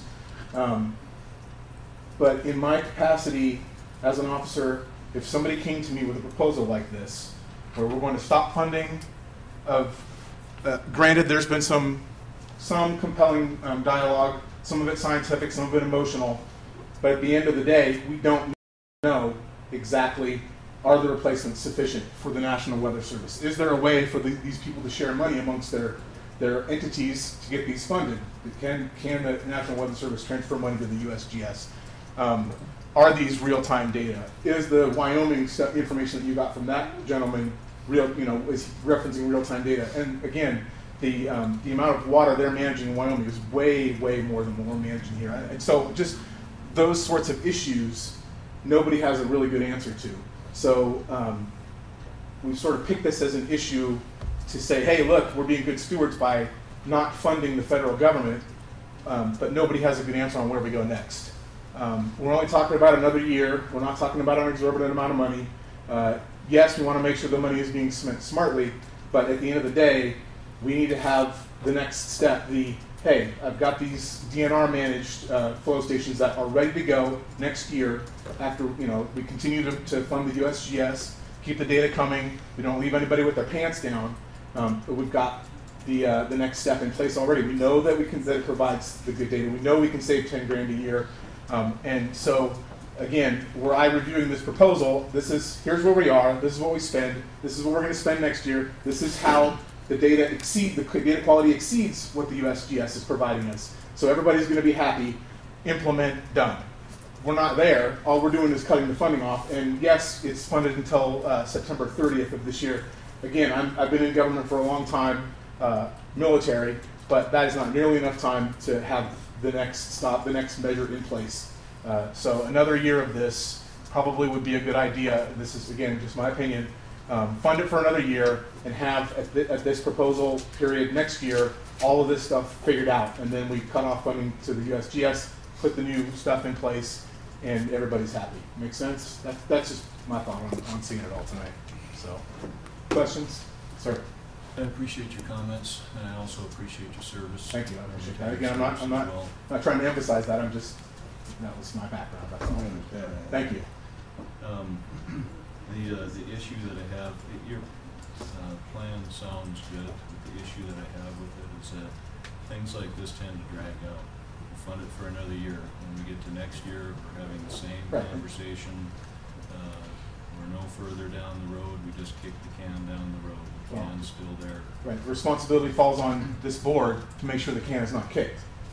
You charge the people that can give you the information with getting the information, and then you make an informed decision based on that a year from now. If they don't come through, then you've given them a year. I don't see that has that opportunity is not provided that data. There's data here, but it's not sufficient to make this level of decision. And again, we're not talking about half your budget. It's a fairly small portion. I would, to me, the smart move would be, let's get the data we need, ask for specific data points. Is this cheaper DNR funded system giving the USGS the data they need? Yes or no? We can't answer that tonight. So, but tell them, hey, you got a year to figure this out. You give them fair warning, shot across the bow. If you guys don't get this sorted out in a year, then we're going to cut the funding off and we're going to figure it out ourselves. And I think, based on what I'm hearing from these folks, they haven't been given that opportunity to know that this funding cutoff is coming. Is that not correct? Sorry, go ahead. Thank you for your service. Thank you. Again, Appreciate that. it's one of those things that you don't get a chance to do every day. Right. And let's see, what I wanted to mention was that this is a good opportunity. What you haven't seen in the last, I've only been here since January, so I've only had a few of these meetings. Usually there's 3 people here, for sure. You know, and then there in attendance. Yes. Right. And we didn't have that for either of the 2 times that we were talking about this earlier. We did have a good presentation by the USGS, but there was no, you know, they had not brought additional people because there was no fear that it was going to be denied. Right. And so you've certainly got their attention. But that wasn't probably anybody else. That was, I can almost guarantee it wasn't anybody else's thought at the time. But it's a good thing that you're all here. I mean, it's a great thing. But and I wanted to thank you for your comments. I think it's a good idea, and maybe we'll consider that in the discussion here too. But thank you very much. Thank you. Follow on for him, please. Yeah. Again, thank you for your service. I hope everybody understands that right now, is it USGS's opinion that we own that gauge? No. So right now, I want to tell you basically what it would cost us to start a gauge for home this year. $5,000 to purchase, set up, and completely start up the gauge. Only $2,500 a year to look at it. So that's $7,500 a year. Now, in addition to the almost $15 grand they want from us, the feds are chipping in another level. So right now, in our books, we can operate that gauge, even starting from scratch to buy one, cheaper than they are. Right, I understand that. Just for clarity, But 25,000 is for 2 gauges. Right, 2 gauges. 25, okay, for federal money. So my question then would be, I turn around to these people, to the Weather Service, to the USGS, and say, does what he is proposing meet your needs for real-time data, for weather data, for this on the science end of it? Sorry, was someone going to say something over there? I just can't hear. Oh. I know there's a couple people here with hearing aids, and he was just commenting on the cost savings again, reiterating. All the time, so I try to be quiet when I can. Well, and I know you have kids, so you can talk louder. we don't want that maybe. The research from DNR and Peer says they can fully set up, purchase a brand new satellite in real time for $5,000 or less and monitor it for $2,500 a year, not including the fact that you can monitor multiple gauges. That's just driving to that gauge and back. Right, and so then my next question is, we're taking down the capability of the USGS and the Weather Service. Are we standing up something that can support what they need? I don't think we've necessarily established, and I think you make a good point, kind of the counter to what she was talking about with the flood warning. It's obviously important that to me, hearing the Weather Service, the lady from the Weather Service, I'm sorry, I forgot your name, talk about gathering rainfall data from it. Is what you're proposing going to give them that to get, again, information pipelines are so important. If the state sets it up, is the federal government going to be able to access that data real time the way they are with it currently set up? And if not, then we haven't investigated this thoroughly enough to cut funding off and say, we're doing this. When we don't know, again, it just requires more study, in my opinion. What I'll tell you for sure, DNR, our state of South Dakota DNR, that has partnership with some of their gauges, has already cut them cold turkey on a number of their gauges. Okay. Because the cost overrun has gotten excessive. Right, and so then, They are they are- telling these entities, you don't need this data, we're gonna do this ourselves for our, and again, your guys' job is not to provide the federal government with data. Your job is to manage the water for Western South Dakota. Same upload, and in fact, in the Wyoming engineers' terms, more frequently monitored, more real-time monitoring, and more accurate monitoring. And that was from, I misquote his name, Warren Smith of the Wyoming State Right, Engineers. okay, and again, I don't know what Wyoming's deal is, I know they got a ton more water in that state. But at the end of the day, maybe that's where we're going with this is, hey, we're just worried about our local stuff and then USGS can go take a hike. We don't care about getting them the data. To me, that doesn't seem like... It's all uploaded to the same source. Okay, but they're telling me that's not the case. So again, just seeing that, we're not going to solve this here tonight. The state of South... Based on... No, go ahead, sorry. State of South Dakota can't touch USGS in terms of producing the quality. It's streams of data. Right, and that's a valid point. There's a huge array of monitoring that they're drawing from. But yeah, I just spent part of the day on their websites and on their data streams. Okay. But anyway, so again, we're seeing that it doesn't feel to me, and again, I've taken the floor long enough, it doesn't feel to me like we have gathered the data we need to make this decision. It's not a huge piece of the budget. Fund it for another year and say, we're not kicking this can again. You guys come to us with a solution, with what you need. Let's work together with the USGS and see if, if at the end of the day, they're intransigent and will not say, no, we won't, what you're offering doesn't work for us, we still need us, then, cut them off. Then screw you, you don't get the data. I don't think that's necessarily the right answer. But for tonight, my opinion, you're not there yet, where you can cut these guys off and tell them no. Give them another year, and let's revisit this again with a more informed decision. Thank you. So there's a little bit of fallacy. Even USGS wasn't aware that National Weather Service actually gets data from the Wyoming engineers. Right, again, further evidence that this has not been sufficiently researched. And the state of Wyoming engineers actually upload their data to USGS. So they're getting all the data. They're just doing it at a fraction. But they're doing it once a year. It's not, they are not uploading it to USGS. Well, the Weather Service is getting it in real time.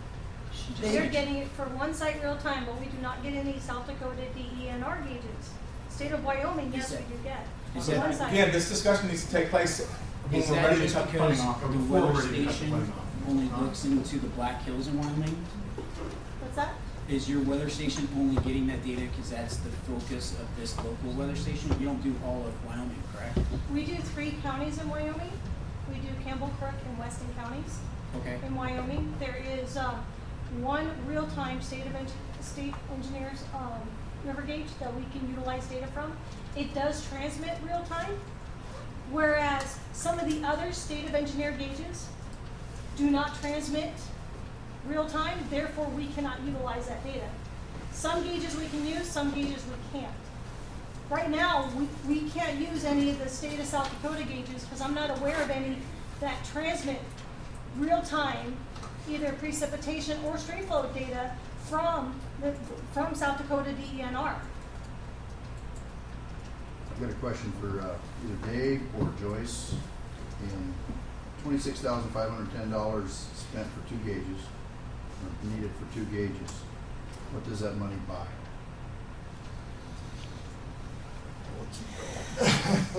So that buys long-term maintenance of the gauge, which includes the house, the pressure transducers, the nitrogen for the bubblers, all the equipment. It covers the transportation and labor of visiting those gauges, of the equipment that's necessary to measure the stream flow, and then also the working and checking, reviewing and publishing of that data, and the long-term archival. Even the notes that are collected out in the field are archived for perpetuity. So I can pull a measurement from 1948 and see it. So is there a split balance of field work versus office work that goes with the labor side of this? That you can I guess I don't know that off the top of my head. Obviously, there's a certain amount that's in the office. Total hours for the 2 gauges in a year?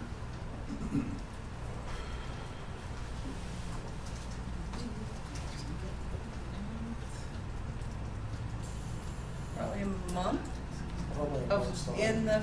in the office. A month's in the For office. both? Yeah, for both. For both. Month- It might be a little less than that. Okay, so But that's, 3 different people, but still, I guess a month total, maybe. 160 or 180 hours a month in the office? Yeah, on the records. On the records, right.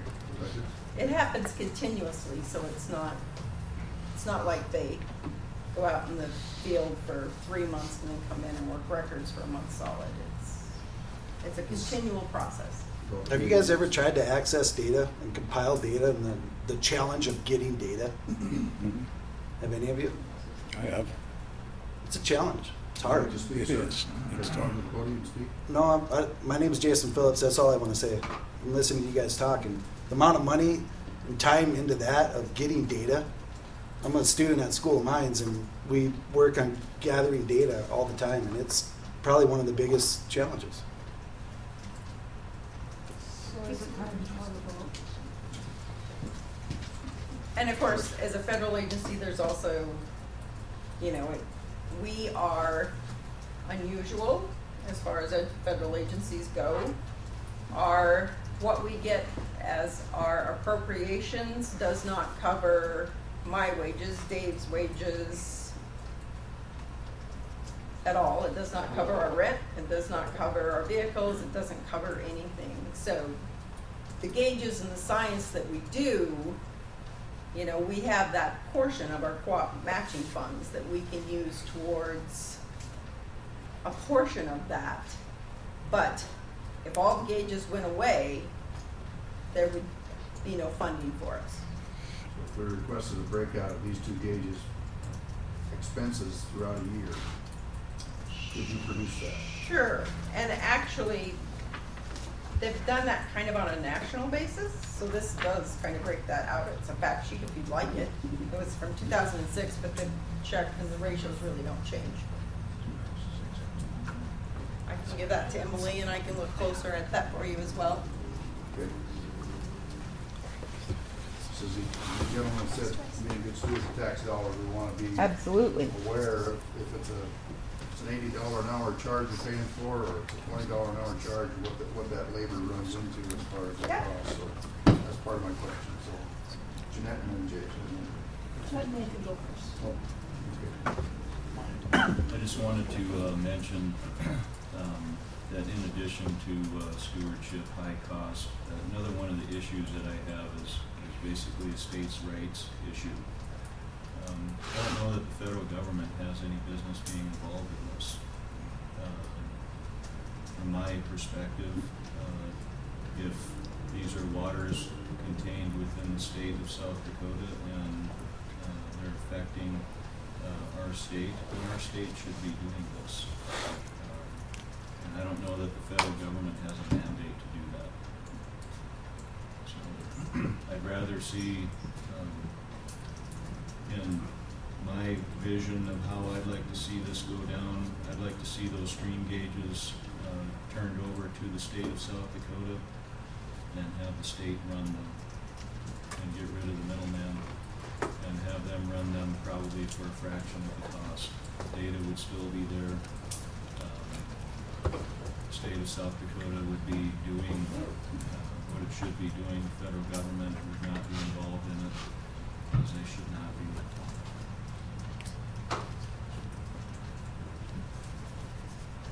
Okay. I can listen as patiently as I can. But if our mission is to aid in resources of better water quality, and we want to be, then don't we want to have a plan? If we are truly good stewards of the tax dollar money that we run on, do we not want quality, or do we just want cheap? Is cheap always quality? If you have a pair of shoes from Kmart, do they wear the same as a pair from Nike? Is a good quality, it's good stewardship mean the least price ever, or does it mean quality? And I'm looking for quality. Now I'm listening to what everyone says. It seems like in this audience we have today that most are in favor that we keep USGS at least until we can investigate it and have a plan. So I'm for having a plan, and I'm for good stewardship with quality, not just cheap. And I'm good for listening to the public. And I thank you for coming out tonight. So my vote will be to continue with USGS until we can put together something with some quality, with some information, and with some meat to it. I need a plan before I can just throw somebody out anywhere I go. Amen. Do I hear him? Do we have time for one more comment? After bylaw. I'm sorry. Yes. If we decide not to fund these gauges, come September 30th, you're pulling them from the creek. Well, technically, we'll collect a measurement in October because we need one to finish our records work. But then, yes, they will be pulled from the network. I think his question was, are you going to remove them? That will depend upon availability of staff and time. They may sit for a period of time, sure. You won't continue to monitor them? No. Not unless someone else would step forward and say they're interested in them. So at that point, you would be interested in turning them over to another entity free of charge? No. Because you're not going to be doing anything with them anymore? No, we would use that equipment to replace others.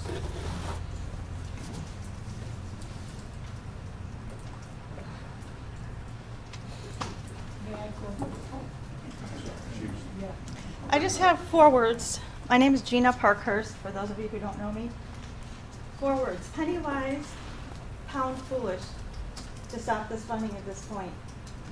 I'm not a scientist, I'm not an expert, but I am a homeowner in Rapid City. And didn't we have a major flood 40-some years ago that wiped out how many millions of dollars worth of property? How many lives? Yes, states' rights are important, saving money is important. But how about the millions and billions of dollars worth of property and the lives? We heard from somebody who lives right on the path of a stream gauge, and that detected a possible problem, a flood from an ice dam break.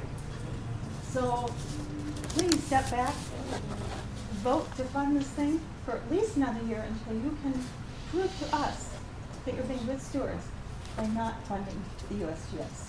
Thank you.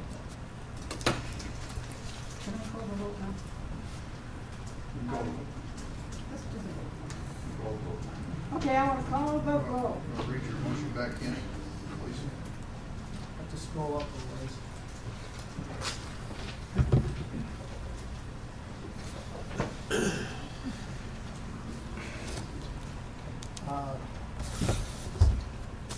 Move to continue to grant $14,785 to fund the operation and maintenance of Castle Creek and Road for stream flow gauges from October 1, 2017 to September 30th, 2018, as outlined in the joint funding agreement submitted by the USGS.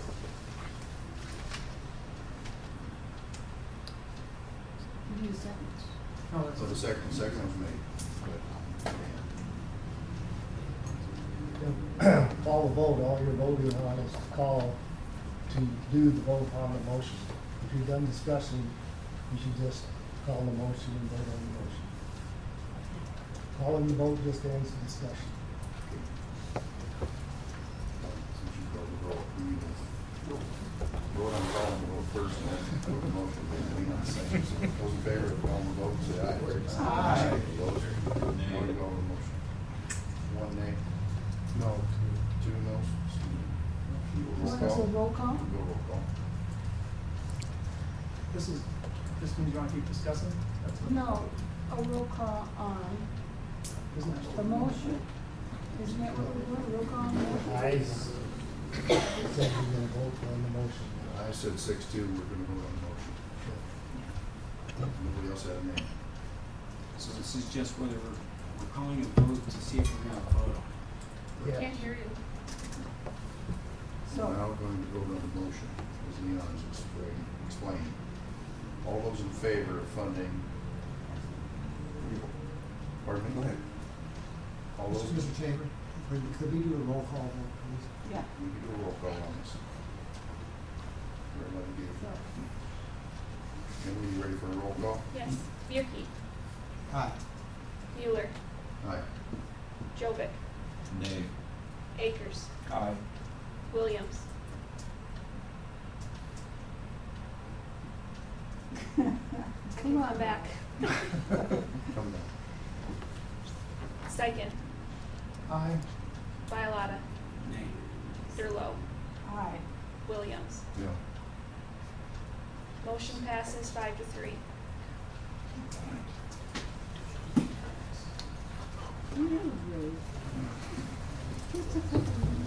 Time for break. Thanks for everybody's input.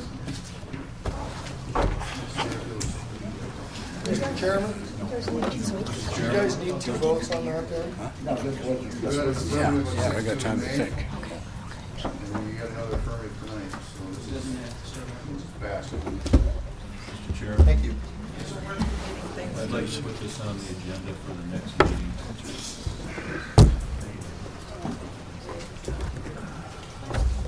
Is that a motion? We have to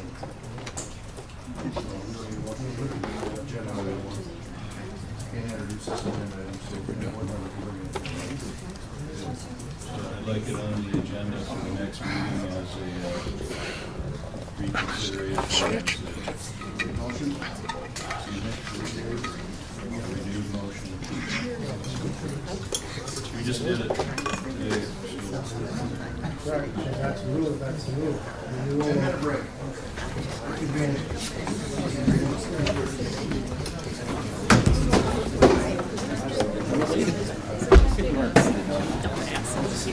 Yeah, well. I didn't have to say Well, I'm trying to follow you through the website. But I'm just coming here for, excuse me, I don't listen to the recording.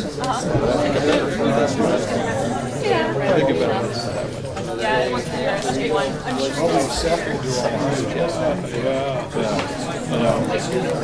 Well,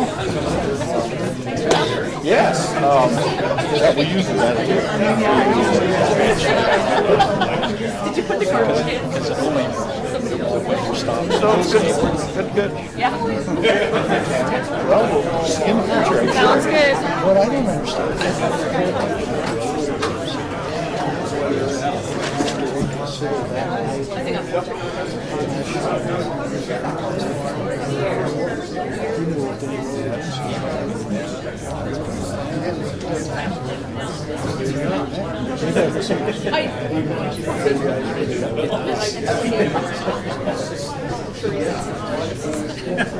We have to stop meeting like this.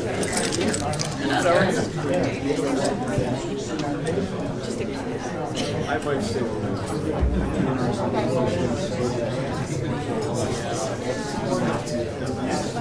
yeah, budget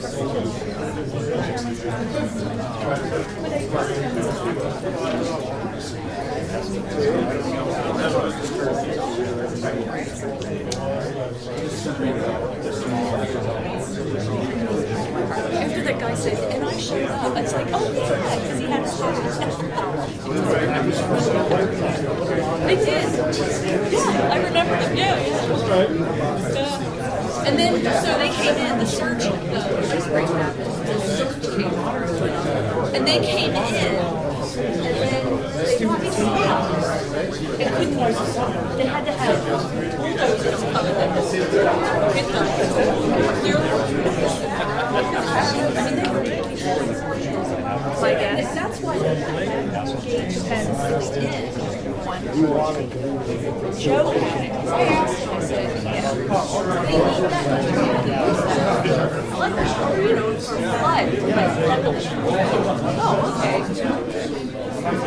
I didn't know if it worked right. Yeah, it worked. And that was, I don't know if it yeah, because Robbie came down from upstairs. What is that noise? I said, oh, your dad's taking a shower. And she went back upstairs, and the phone rings, and it's our neighbor. Oh, the grate. He goes, did you see the grate? I said, oh my God. So we went outside, like, and it was big ice chunks. I saw a situation on the East River, drainage flow well property. One time flooded. You had that light the ice was down. That's kind of right away. Otherwise, our house.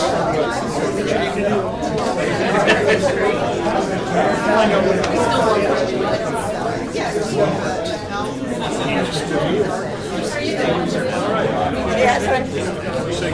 Oh yeah, just like it's not.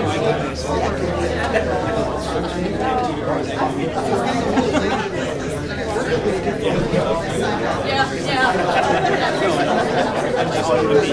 Yeah, I can agree with that. Oh, yeah. I was.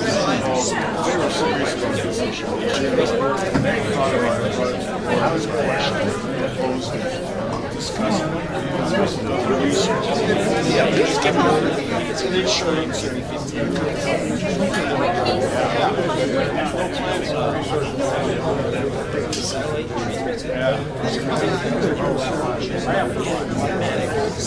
Just like the ones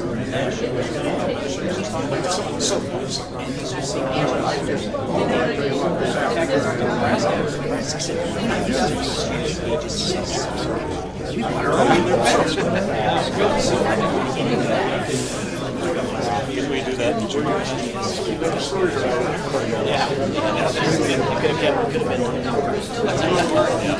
Oh, good.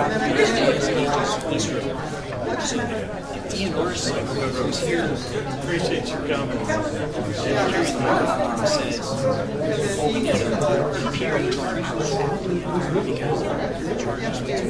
There's more than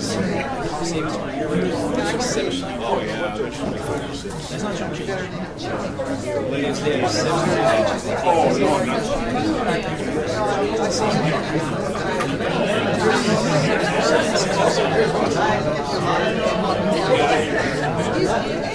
anyway, I haven't seen you for a long time.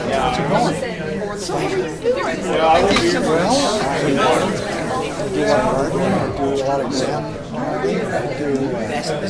On Saturday at Allen's So even in everything, it's replace the whole It's pretty nice. It's pretty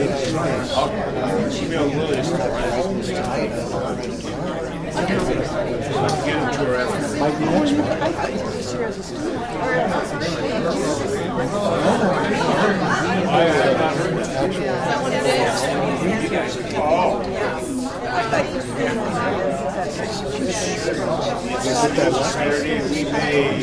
if not the mines.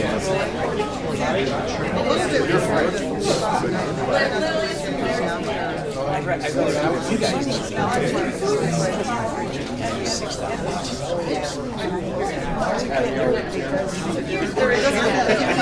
I'm not sure it's happy hour. I don't think there's happy hour.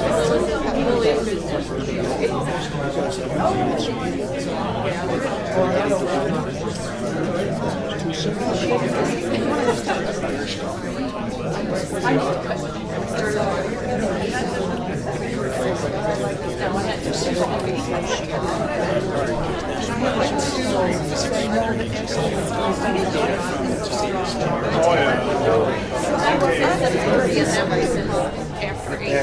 been trying to get this one's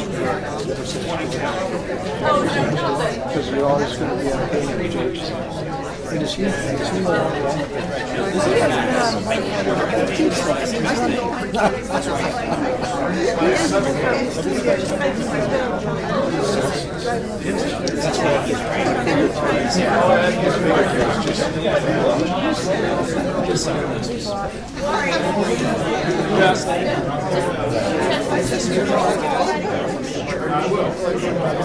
No, yeah, he's the manager. He's the manager. that was really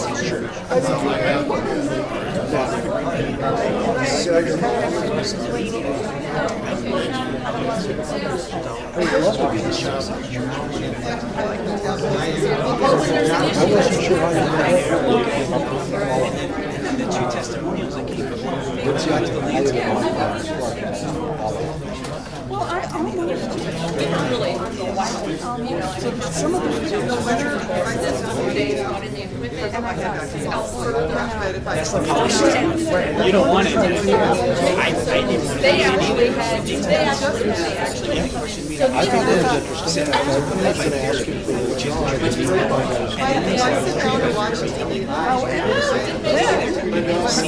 then I realized something.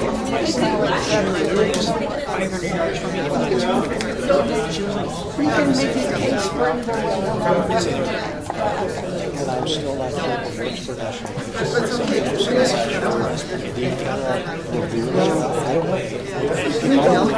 I want to know. She's like, yeah, I think I know the answer to that, but you gotta give me like 15 minutes. Yeah, I think she's taking advice. I don't have to think about it. Maybe I use another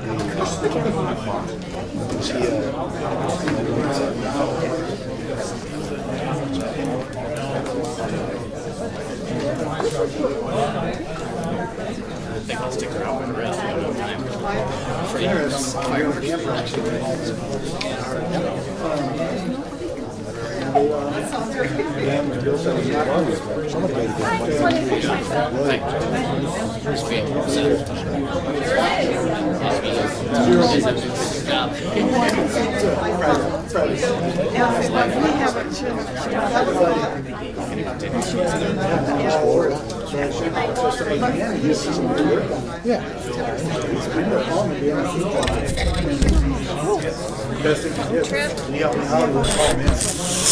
How are you doing, Joanne? Good, how are you? Yeah. See you. I'd probably see you at a future meeting. Oh, good. Jay called me today. He said he's been talking to you, too. I forwarded that article. I can't believe I'm missing it tonight. Just keep your head down.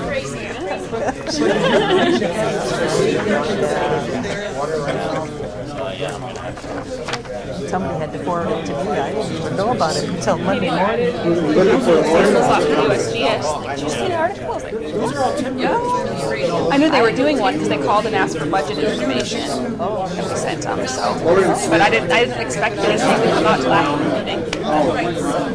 Yeah, I was wondering why, how they got word of different sections. I don't know. Yeah. And I was hoping somebody wasn't going to blame me because my name's in the minute. That's what I was confused. Yeah, I mean, it could have been. There's a lot of people that were. So there's 5.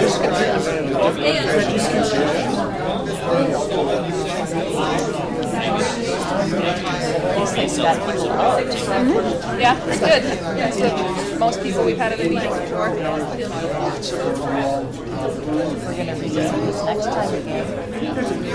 That's not valid. can't renew a motion. It's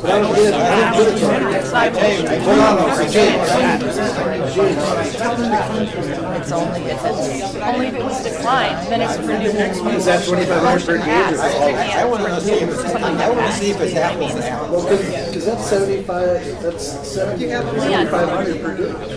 I know he tried shaking his head at Norvik, but I don't know. Thanks for bringing the cookies. I usually don't eat that stuff. You can't renew a motion that passes, right? 'Cause you can renew something that fails to be brought back up, but if it passes, there's, you can't, that's not a thing, right? But does the it motion- actually say that in Yeah, it does.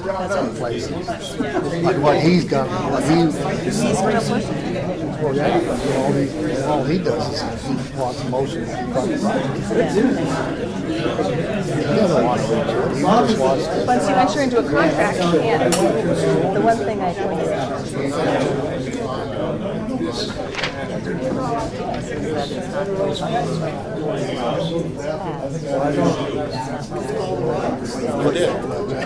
Yeah, I'll get out of it right now.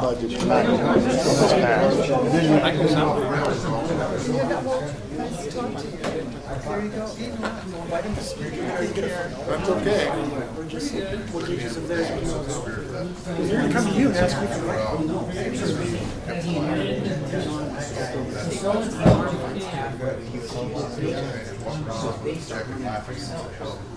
They won't even use it. They won't come to you and ask for it. They just got 2.5 million.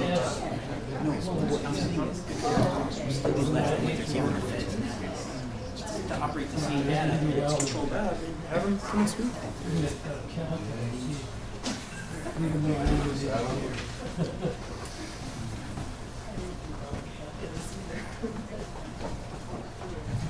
Yeah, to read this document, huh? Where'd everybody go? Not for the good stuff, it's money. All right, good session. Going back to order, public hearing. Budget. This is the time and place set by the published notice for hearing statements of argument relative to the budget proposed by the West Dakota Water Development District Board. All interested parties may make a statement. Persons who have indicated they wish to make a statement will be called on the order in which they have signed in, which may or may not be traceable here. We'll see how that works. Afterwards, anyone else may make a statement. Before speaking, please give your name and address for the minutes. If the presentation is typed, please briefly summarize it and the board will review it before passing on the budget.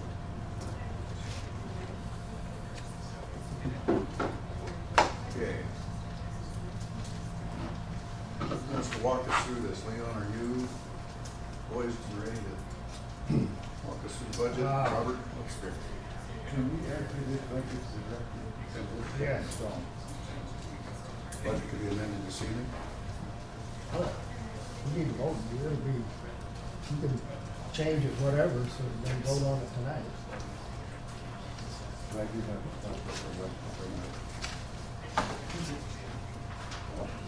the Okay, so we're on item number 9, budget proposals. Do you have something in writing or? Well, I have a picture and then something in writing there. That's the verbal, just to get it started. Do you have that information? You have that, big picture of Nevo Way 2, I think.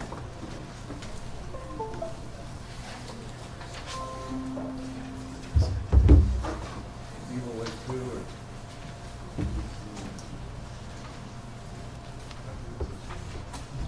Nevo Way 2. Yeah. This one here?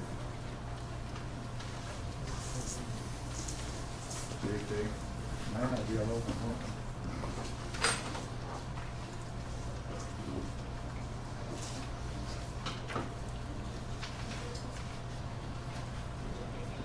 Okay. What it is the city, I got a little pointer here, has put in, you can see where the city lines are, this part of the city. They have put a water line coming up from this point up to the North Haines Fire Department, going over to this housing project up here. Where are we at, Robert? Okay. What part of town? Okay, this is just north of the mall. Right there is Lacrosse Street, where you turn right and you go down here by the junkyards. This area right in here is all the junkyards are. Lowe's is over in this direction. Okay. Right, this road runs into where Lowe's is. Okay, yeah, I didn't have it big, it could have. That's Seeger? That's Seeger Drive, right here, Seeger Drive. Right there. 143rd Avenue, Country Road, North Haines Fire Department. And then this is the lift station for the city where they pump the sewage over to, yeah, okay. The city last year put a water line in going all the way up 143rd up to that new housing project. There's approximately 15 to 18 homes on Neville Way and up 143rd that have no water. It's all on cisterns. They have to haul. And they would like, the homeowners there would like to start the process of seeing what it would cost to put a line in going up to get water from the city, which they said they will sell us in that area. And we're just guessing at probably 20,000 to get the engineering started. And that's what we have to do first to do that, is to put something together and then go to the different organizations trying to get funding or something like that. But it's just a proposal project for the future to see what we can do to get water in this area. The city doesn't really want to annex that in because there's no money in it for them. I don't know, because it's surrounded by the city, but yet that property up there will never, that's Anthony Crawford, he doesn't want to sell or do nothing. And there are two homeowners here that will not annex in. So they won't, unless they force those people to join in. So the only way to get the water is to put a water line in from here, going up to the end here and supplying these homes, and then along here, these homeowners here with water. And we'd just like to be able to get the, I'll have more information coming up, but I'd just like to put it in the budget for a future project and see where it goes. And we'll bring all the information from the homeowners group and more of it the next couple of meetings to let you know where it's at and what we can do with it. But they're all on systems right now, no water. We just have to haul it. And by the way, I do live right there in that project, so right there, my house. So it's, but Bob, did you say the city was willing to provide water? Yes, they will. But they want to, if we're not in the city, it costs 150% of what the normal rate is. If we volunteer to annex in, when the time comes, then it's only 125% or something like that. Yeah, they charge you extra because you're not in the city. But there's people willing, if the cost factor were there and we could get grant money to, maybe help pay for the water line, it would sure be a help. I know Mesa do out there by the airport, they're not annexed in the city either. I know. But I see they just agreed to provide water. It can be done, yeah, it's just a matter of the engineering, what would need help with getting it started. So is your project regarding engineering costs or the total project cost? No, just the engineering. Well, for right now, I guess, we don't really know yet. I just want to get it in the budget, because, just putting it in there doesn't mean you vote it, ever approve it. You're talking about a line item without a number, you mean? Yeah, we'd have to get all that in. So dollar amount for the engineering or any dollar value? Not yet, I was just saying 20,000 past project that we've done it, to get it started. So. But the only reason this has come up is because that water line was just put in last year. There was never any water out in that area at all until the city came through the county and went up to there with it. So, matter of fact, there's a fire hydrant right there on the corner. And that's where the water stops. So, I was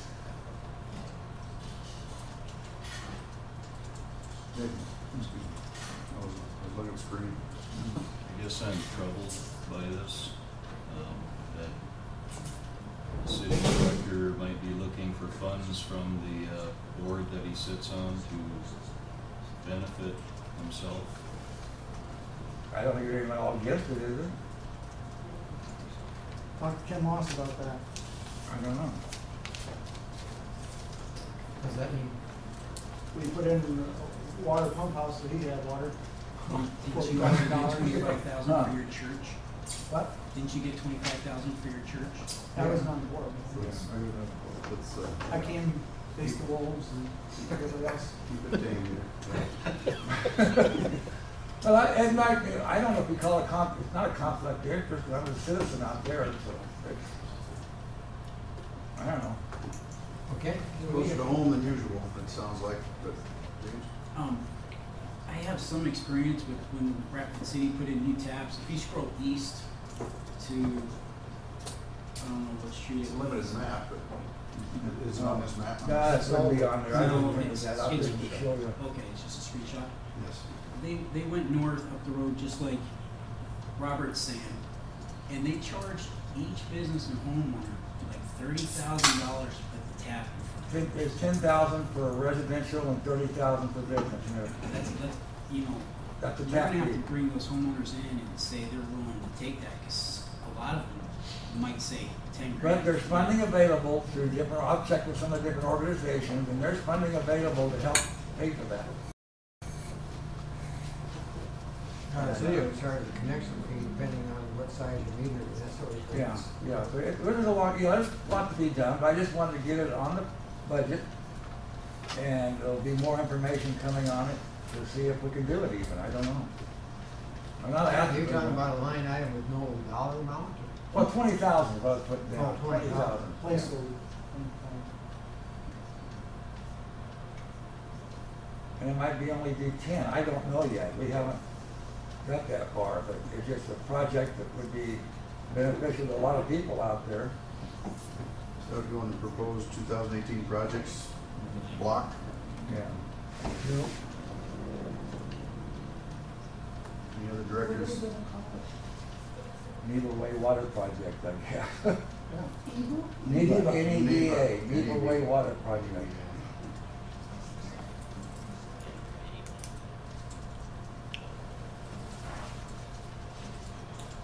Ken, can you please make sure and note my concern? Oh, about that, oh, I'd like that in the minutes. you know what?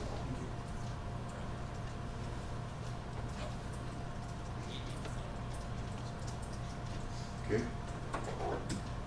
Any other amendments to the proposed budget on the screen? Yes. Yeah.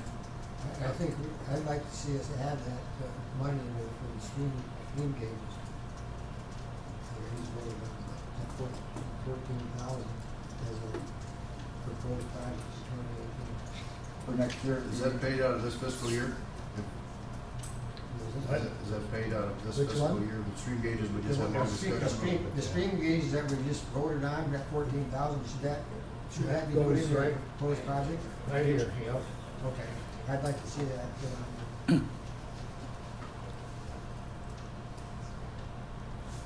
Can we put a slash on that, put DNR?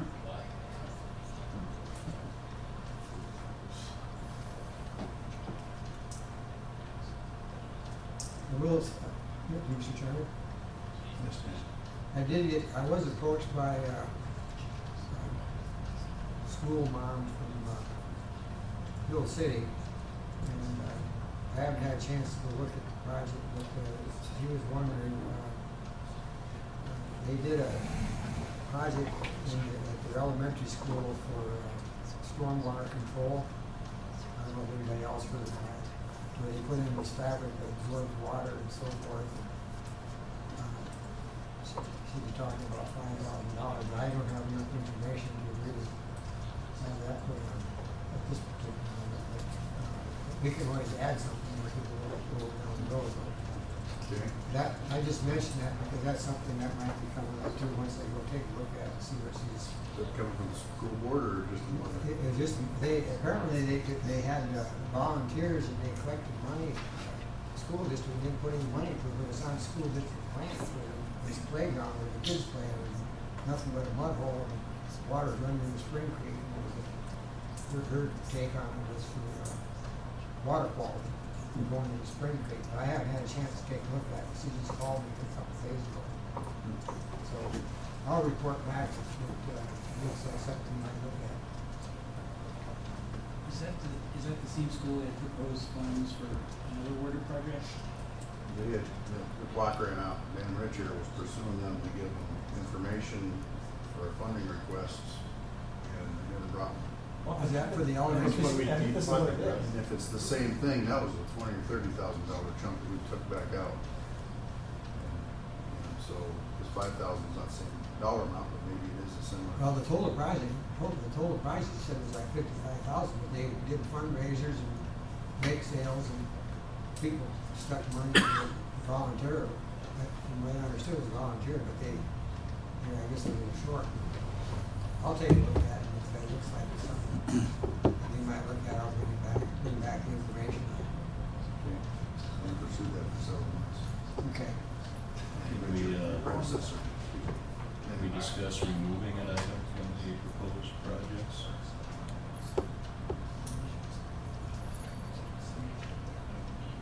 Could be. Moving or adding. Amendments can be decided.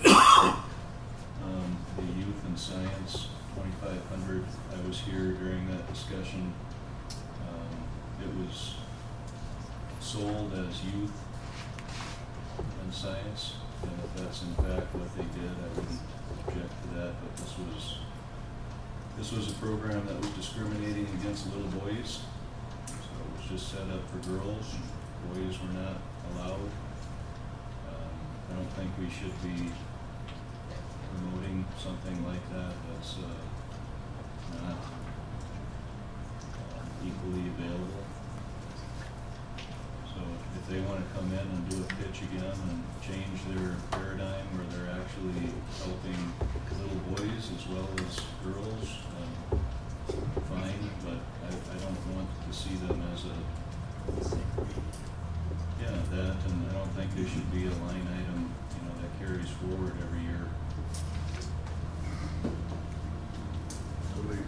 Totally agree with what you're saying. Do we have any kind of an interest letter of sorts from anybody from that group? This last year we did, but we don't have one for 2018. How many years have we funded that? Is this just one year, or is that an ongoing thing? It's been a few years, I believe, but as Nathan was saying, it was focused totally girls in science this past year, and it was sold as a youth in science. So I think it presented that, and they heard that that's not something we want. If you call it youth in science, it should be generalized. So.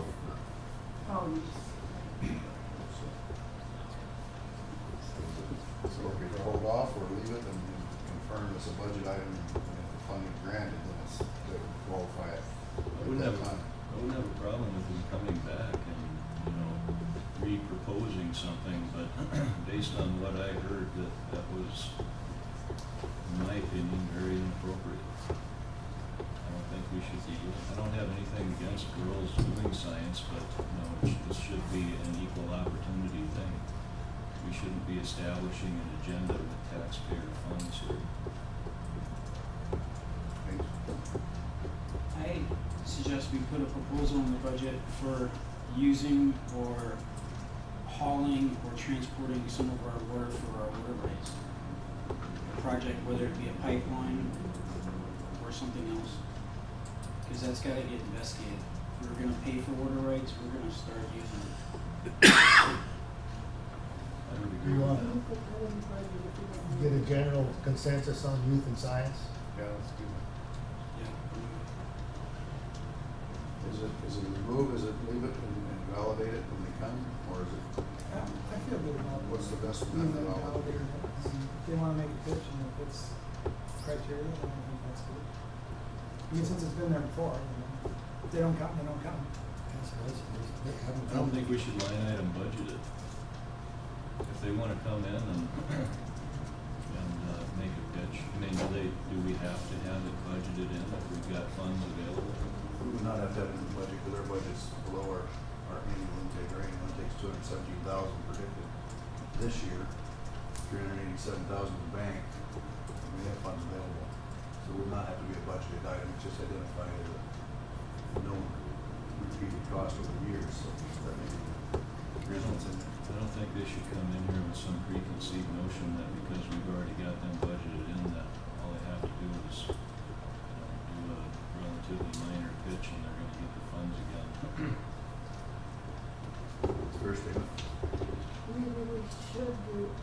kind of agreeing with Nathan here. Maybe we should just take it out. Isn't that what you're saying? We have had an official request for the hydrology conference already. He's already presented that, so in retrospect, that matches that theory. Can we have a notice sent back to this group, wherever it is? No. Or do we just take it out and let them try to read it and take it? I get a pretty good feeling there's gonna be money by the time they would come to us if they would, in due time. Tuesday in March, I think is when it's held, around the same time as spring break, at this school or whatever. Yeah, well, the reason I say that is we had an example where that we pulled something out and then everybody shows up. Instead of coming to the process that we were trying to use and saying what they want, trying to convince us, and providing a lot more data than we got in the first two options that we just had. The first two times we talked about the gauges, we had one person. So I would like to have them notified. Suggestion, a letter out to them saying this is not a budgeted item at this point in time, please come justify. And give them the exact reason. Right. Is this going to be used for male and female? If they come back and say females only, tell them there's a good chance that we won't fund this. Or, I don't know what the chances are. Is it youth in science or youth and science? Take it out, send them a letter. I think that's what we should do too, I would agree with that. We've got to sign back to let them know that they're gonna have to come back. Present proposals to us again. By consensus, you got that notion? Yes. Thank you.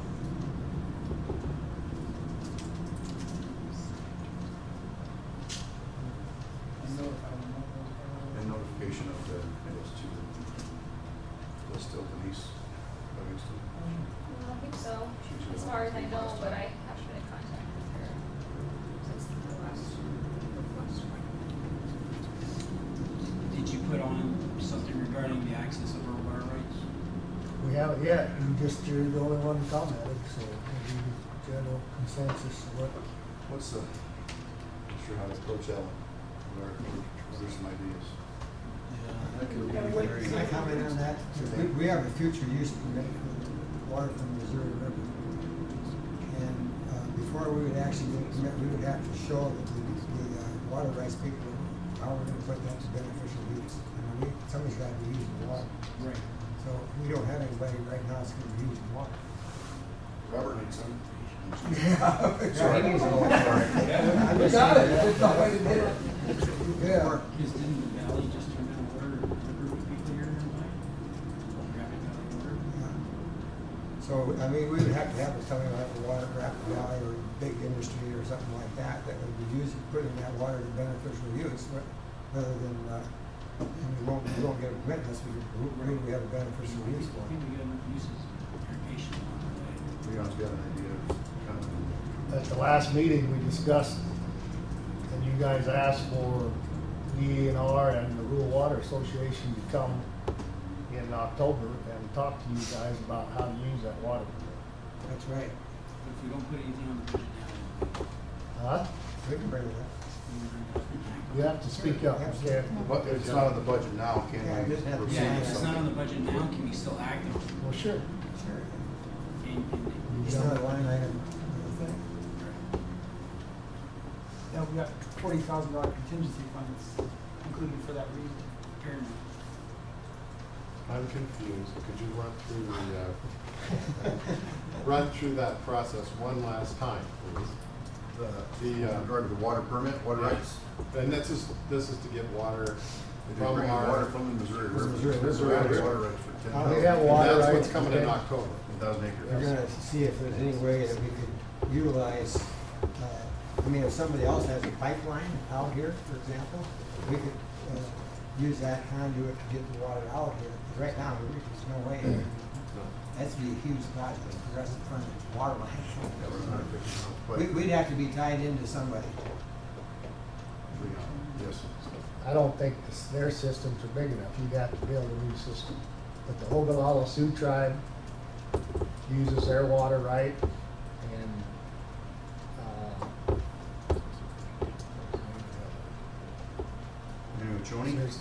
yeah, Minichoni, water uses that water right, and they're the ones that go north of Wall and Phillip and up into Right. Isabel and that country, and so. And those lines aren't oversized. Probably not. Not really fast, it's not Uh, Yeah, real they- cheap. yeah. Plus, then you have to go to federal government to ask for funding to build those, because they're millions of dollars. I know at one time, Ellsworth was, they had those wells out there, the wells were bad. So they had to abandon those, and that's what you went on to the city system. But one of the alternatives that they're looking at is exactly what we're talking about, bringing Missouri River water out as a backup. There's a big canal out there east of Pierre. I don't remember how many miles it goes, but I know it goes through Blunt, so that's over 30 miles. It's just growing vegetation because Carter funded it, and then they defunded it after the canal was built, and they sold all the big motors for little or nothing, and gave the land back to the ranchers that they took it away from. And so, Well, that's the pipeline, That's the- one of the reasons that I think this board at the time, like I was said, interested in that is in terms of funding, because they were talking about bringing Missouri water. I've already contacted Rural Water Association and DENR, and they said to call them back in September with better data, but they would plan on being here in October. Hey, can you make a comment? Yeah, we keep looking at this from the traditional engineering distribution system approach. And we may very well be able to do this with an existing pipeline that's already there that we call the Madison Aquifer or something else. There's technology that's been around for a long, long time. We brought this up a couple of times now, called ASR, Aquifer Storage and Recovery. So basically you take surface water, you treat it, you pump it down into the aquifer, and it goes where it goes. So basically you're recharging an aquifer that is used by people in your area. The city of Tucson does that. City of Pendleton does that too. A colleague of mine designed it, and I talked to him several times about it. It's something that's been around, it's viable. And so we may be able to do this with limited piping, limited mechanical costs. Interesting concept. I'm not sure how far the Madison reaches. Depends on where you take the water off. It's deep. Aquifer storage and recharge. The east-west It's 5,000 feet deep at Phillip, and 157 degrees. They heat all the buildings downtown and the school with that water. Does it reach how close to the Missouri line is that? I think it's underneath the Missouri, but it's deep.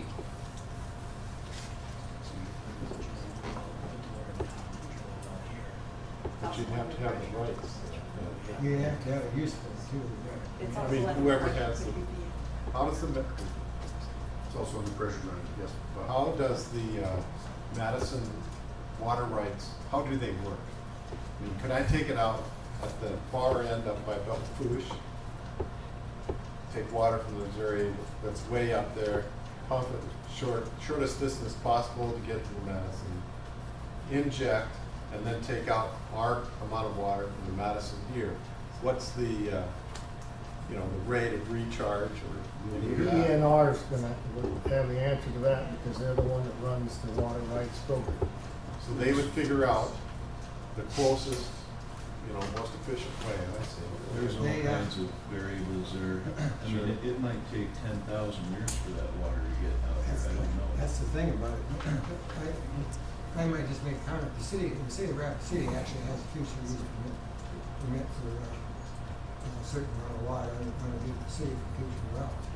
A future use permit. As we build those wells in the 1990s, then you we'd make application based on the production of that well and pull that out of the future use permit. But we had to permit that separate, we had separate action by by the Water Management Board. By the way, we had a member present today from the Water Management Board. So anyway, that's kind of how that works. But what it does is when you get a future use permit, just like ours from Missouri River, it establishes this priority date for that water. So first and Miles Away is your friend. What's that? Miles Away is your former colleague. Pendleton, Oregon. Come like certification. We could probably get I'm sure there get are some answers when they come firms out and that- talk to us. that have some kind of expertise in this. It would involve a treatment system, so you don't just take surface water and pump it down there. You have to treat it before it goes down there so you don't contaminate the groundwater that you're pumping into. But if it worked, you know, if it's a viable thing, and again, all I know is that it has worked in other places. Whether or not it would work when you're talking about a great distance like this, typically, you know, like in the case of Pendleton, Oregon, eastern Oregon is very dry.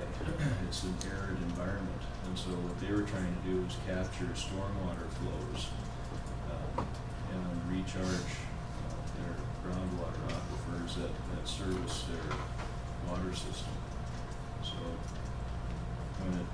when they get rain comes down, rather than letting it most of it flow off, they capture it, treat it, pump it into the aquifer, and then they use it for the city water supply.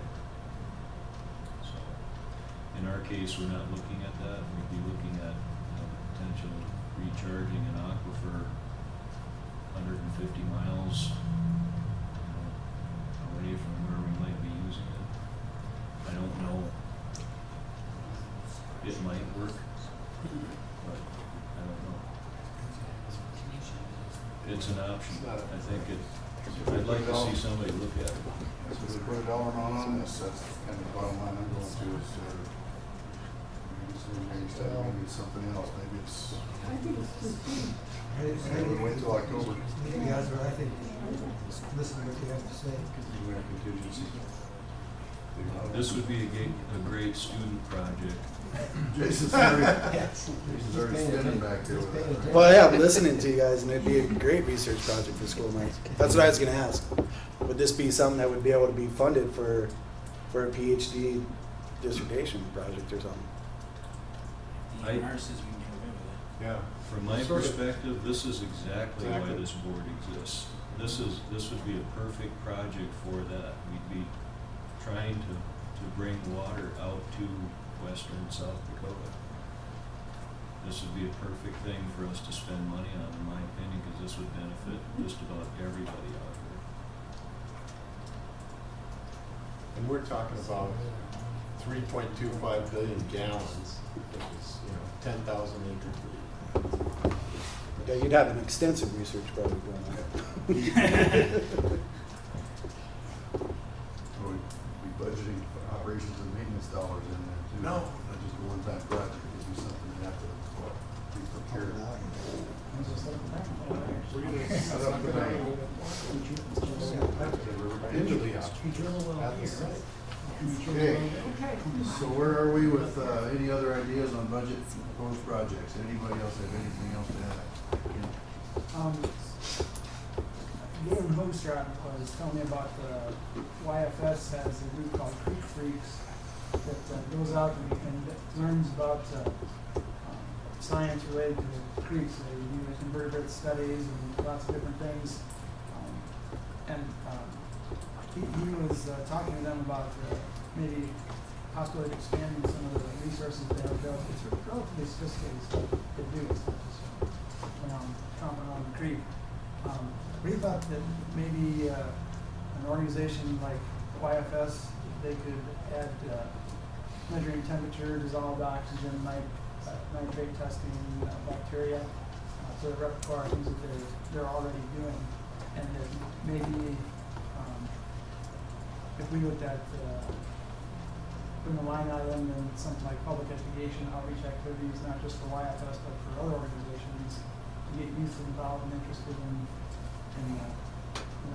water and hydrology and that type of thing. So I think that's a good idea. And if it's a program that's already up and running and we're getting feedback off it and get some and so on. So maybe like $2,000 just kind of a placeholder thing too. Joanne, I think has a comment related to that. I'm Joanne Noyes with the South Dakota Geological Survey. Yes, East Dakota, if you look at their funding sheet, they do fund a couple of water festivals. And the western side of the state did have a couple of water festivals that were done through the School of Mines. Scott Kenner and the education department there had sponsored them, but he got so wrapped up in doing some research and he went, I don't know, to China or whatever he did. So he couldn't do it anymore, and plus their education department kind of fell apart and lost their funding. So we haven't had water festivals out here for probably about 4 years, 5 years. I don't know, something like that. They're geared towards 4th grade, and they are boys and girls. But you have to have some funding to set up where it is, and then you usually got the kids over lunch, so you have to feed them lunch. But it's usually based on volunteers that come and present different things, like I believe USGS had it. USGS had it. City of Rapid City had like storm sewer stuff that they set up. National Weather had some stuff. Game Fish and Parks. I did something on groundwater. There was a whole bunch of different volunteers then that would come in and give these presentations to the kids. So that's something that you might want to look at too, if you guys would want to sponsor the festivals and get them going back here. Good idea, Kim.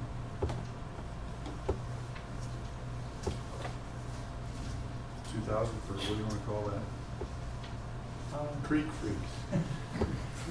Yeah, Creek Freaks and company. I mean, be open to other possibilities. K-12 education or whatever.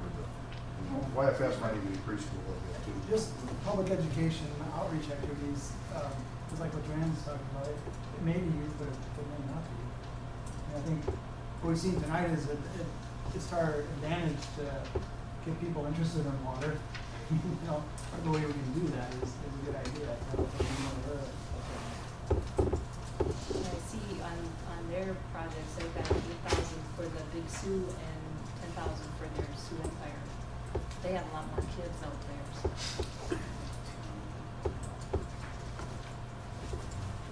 Any other ideas? I'm just saying, I like to see a general policy for just telling the public what we are, like an advertisement policy to public relations for us, because this gauging station thing is with the journal here and stuff, it's going to get more publicity, and maybe we need to maybe let the public know where we come from and what we do. They don't even know what that tax dollars are for on there. When you ask them about it, what the West Dakota Water Development District is, they go, I don't know. That's the web, directly to westdakotawater.com. Yeah, it might be to our benefit to come down and visit put a little money in advertising, educate the public what we are. I'm not sure we need a campaign other than just introduce these places at office hours and send them to the website.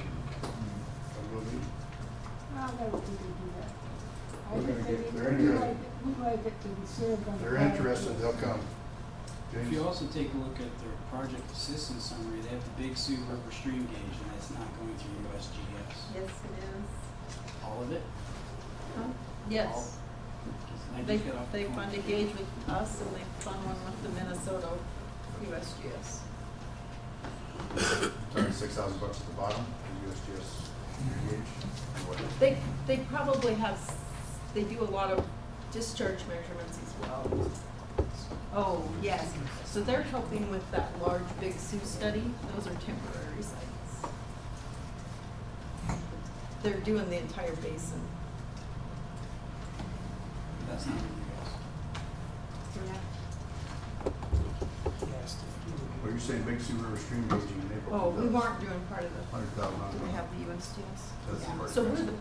Yeah, that's. that's the Minnesota one, so ours are the,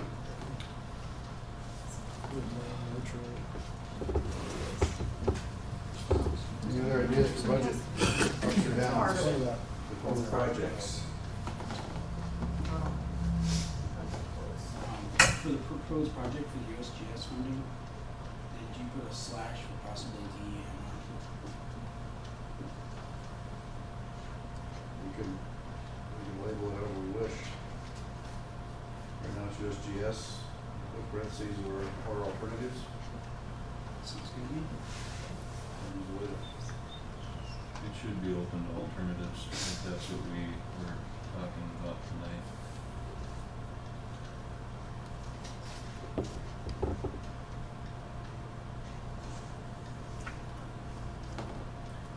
So you're saying that you don't want the contract signed?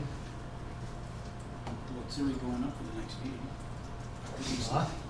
It's already been renewed for a vote next But meeting. the contract's being signed before October 1st, and the next meeting is October 10th.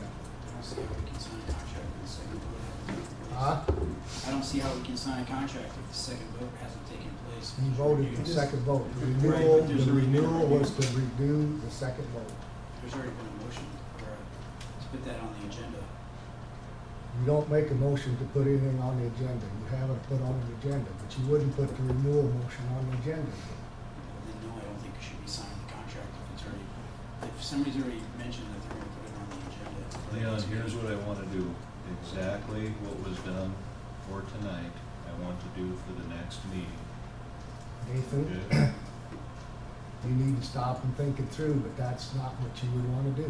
Yes, it is. If you want to bring up a motion to defund the project the next meeting, then that's what you would do. No, he's gonna put it on the agenda, just like you told us it can be done in perpetuality before we started this meeting. That's I right. didn't tell you that. That's exactly. No, I did The not. motion, you need to do the same motion over again.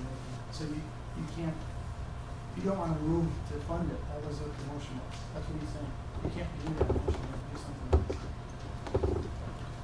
You can, for the next 10 meetings, you can put Mr. on Chair? to Yeah, defund no, it. it should be for renewal. I think that motion that we made tonight, that we, that's what we voted on, was to sign this contract. Am I not right? We also voted last meeting to sign it. And it's renewed to get The sticky wicket here is, did it completely die in July, or are we starting over for a second vote?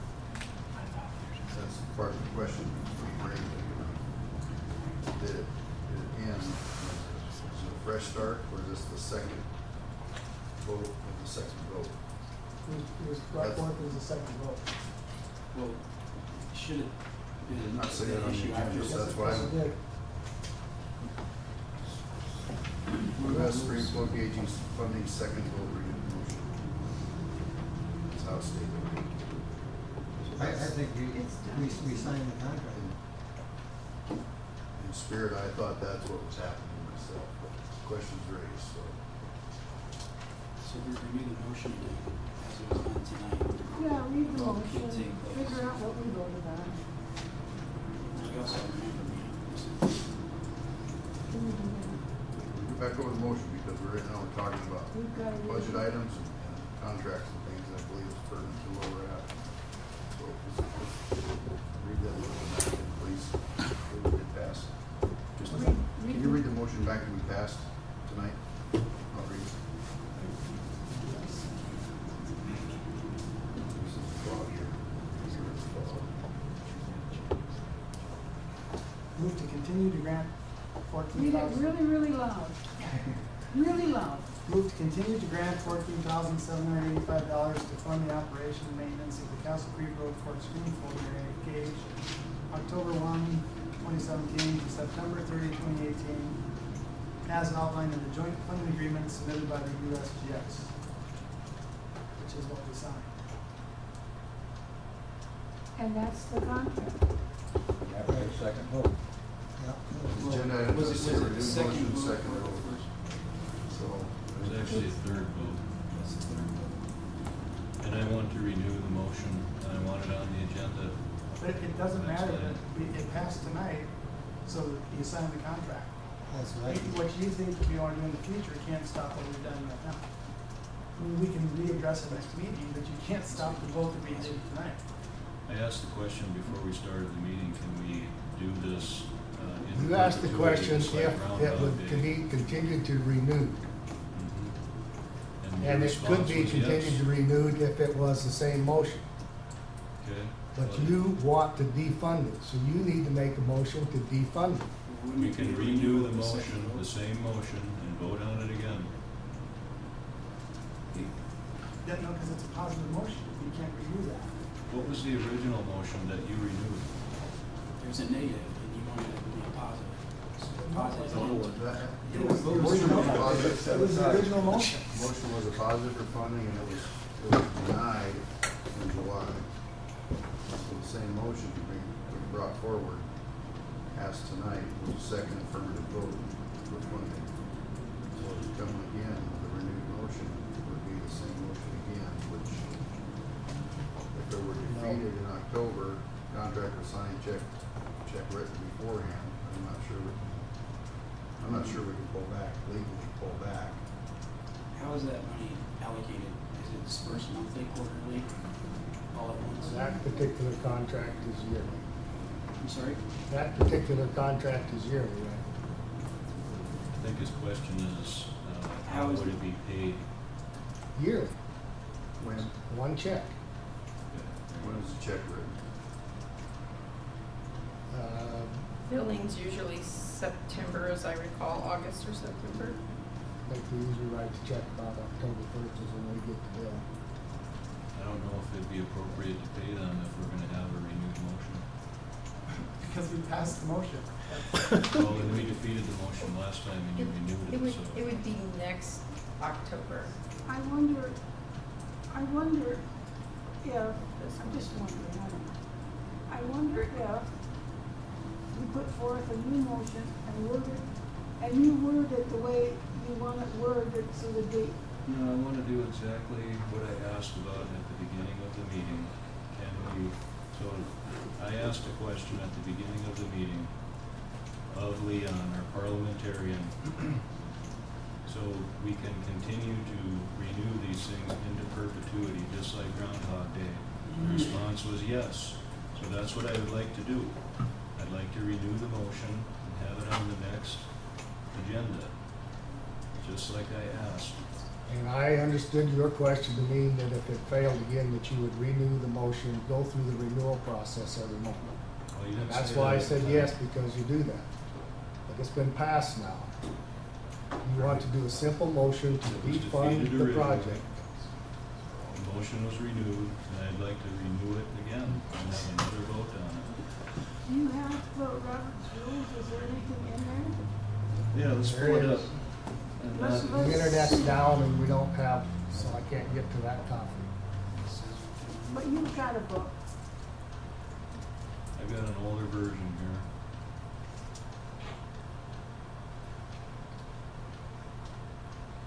In assemblies with regular sessions, at least as often as quarterly, a main motion can be renewed only after the close of the next regular session if it was A, postponed to that next session, B, laid on the table, C, adopted or rejected, or D, postponed indefinitely. So even if it's adopted, we can't It approve the was motion. adopted. So we can approve the motion. I'd like to renew the motion. I'd like it heard at the next I meeting. don't think we should make I don't understand, No, when the what- public what did you speaks do? out like they have, why would you wanna do that? The public, you had more here than we've ever had in favor of something, and why would you wanna go against all, and that's only a start, the next meeting is probably gonna be 10 or 15% more. Robert, I you know, understand that. How, why wasn't your district here? How come nobody spoke up for you? Because they knew what I was gonna say. They already had my back, and I had their back. I just So don't there's get it. no reason Public for vote. not one Public person. speakers tonight weren't. special interest people. No, spoke. that's true. So the next meeting, they should have more probably, I guess. I don't know. I'm just saying. Your voters, you're supposed to work with the public. I don't know. You'll be out in the general public. He was here, so I would be. Bob? Yeah, I wanna see it again, just like in the journal. Okay? Go back to them and tell them the whole story, Bob. You know, that makes for, you know. Can they say? Ken, I'm just saying every year, they'll probably do more about it. I hope they do. Yeah. I mean, that would be a good thing for this. And if you were talking a little bit about advertising, we'll get their attention. Yeah. That way. Well, I just said, not advertise it. I was going to educate the public on what we do. Make sure they say George was here. Oh, yeah, George is here too. In doing the whole thing, right? I'm perplexed on how to handle this. I think we should Honestly, table it. It says the rules. I asked the question up front. I was trying to be up front. You also said you're sick of kicking the can around. I am. Are you sure? Or it's binding, Mike, you don't have to sign a contract. You can decide to do something after the fact, I, change that. I see that this document shows that we signed this current contract on the 12th of October last year, according to this document. USGS signed on the 13th of September. So I'm not sure why we signed in October last year. Probably after the October meeting. Got approved. So that tells me I can answer that question, because we were here in September and you wanted a second vote, and I said that I trusted you for the next month, that we would wait because of the history we had with the board. So that's why it was after October 1 last year.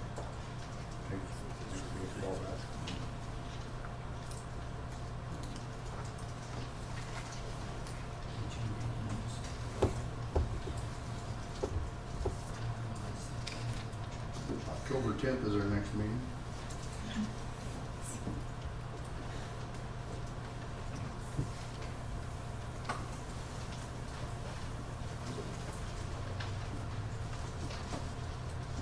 I believe this really might take a little more study and agreement to the Robert's rules, so we're not bypassing or short circuiting something we know still. You can't change the outcome of tonight's vote until the next meeting. I understand. We didn't change the vote, but And we also- Robert's rule says we can. I understand that, but with Robert's rules are what we're dictated to go by. And there was an agreement that this could be renewed again, as it was stated.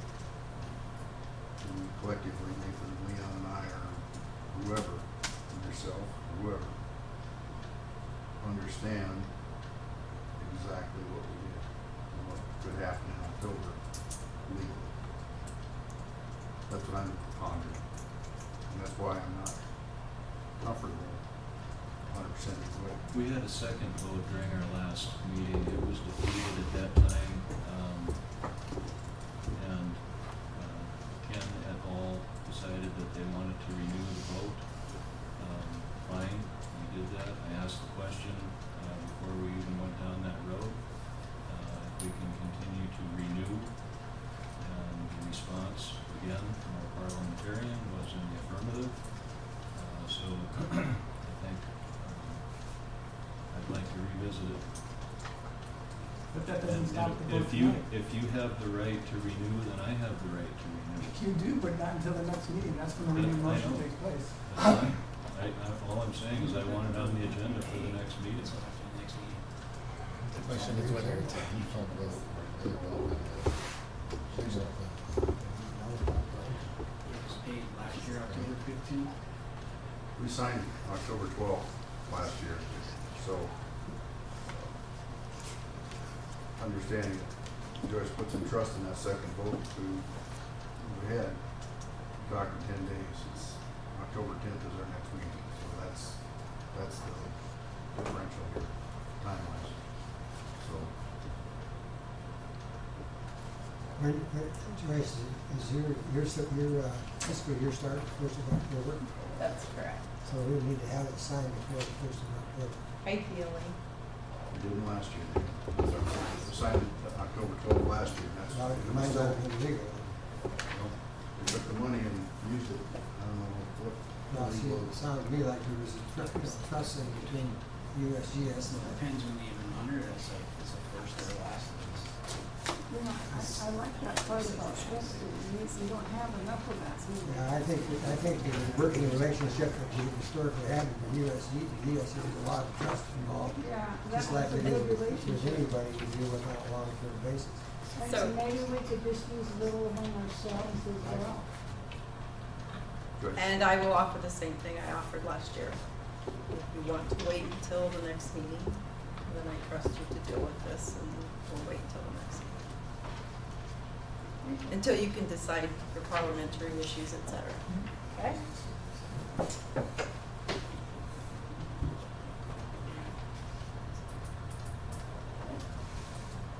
Do you have any wisdom to share? I'm really sad that this is how you guys operate, man. I haven't been to a lot of public hearings and government deals like this. I have been sitting in planning commissioners meetings, county commissioner meetings. I deal with stormwater, I deal with low impact developments, green roofs, bioretentions, bioswells. I promote letting our stormwater run across the ground instead of across impervious surfaces into more impervious surfaces directly into our surface waters. And you guys talk more about your budget and your money than you do water. And you guys are a water board. So I'm really sad that you guys operate like this. It's really frustrating and disturbing. You know, our What are you charges- going to do with this you know our money that you do charges? save? You know our charges? Spend tax dollars the best way you can. And it does involve water. And I agree, you don't have a perspective that we have. And you don't understand Robert's Rules of Order as some of the folks up here. But legally, we're bound to operate that way. So when we make a decision, it's got to be based on what's true and right.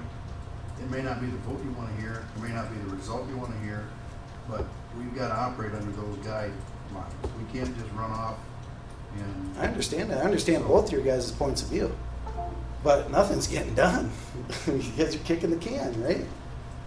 I mean, it's what, 2.5% to do it for another year, and you guys are going to fight about this for a whole year? What are you going to do with that savings? It's not a fight, it's a gentlemanly conversation, and there's a difference of opinion on what we should be spending state tax, or Pennington County tax dollars on. Do we join hands with the federal government or not? Do we subsidize the federal government more and more each year? Where do we start and where do we stop? Do we fund a water project to bring Missouri River water here for more benefit to more people? Those are the kind of things we've sliced up. Did you hear what we talked about party funding? Yeah. Okay. Yeah, I want to put my ideas on there. This is But one of after the few- sitting here, This is one of the few meetings we have this much controversy or this much public input to it. So it's a rarity in that respect. Some folks in the room are here every time. So you and I will be gotta here have a every lot of time from now on. And I haven't heard about you guys, and I've been involved with water. I've heard about you guys here and there, and to this level, along with the rest of the community, doesn't know about you guys. They don't know what you guys are doing. We really don't.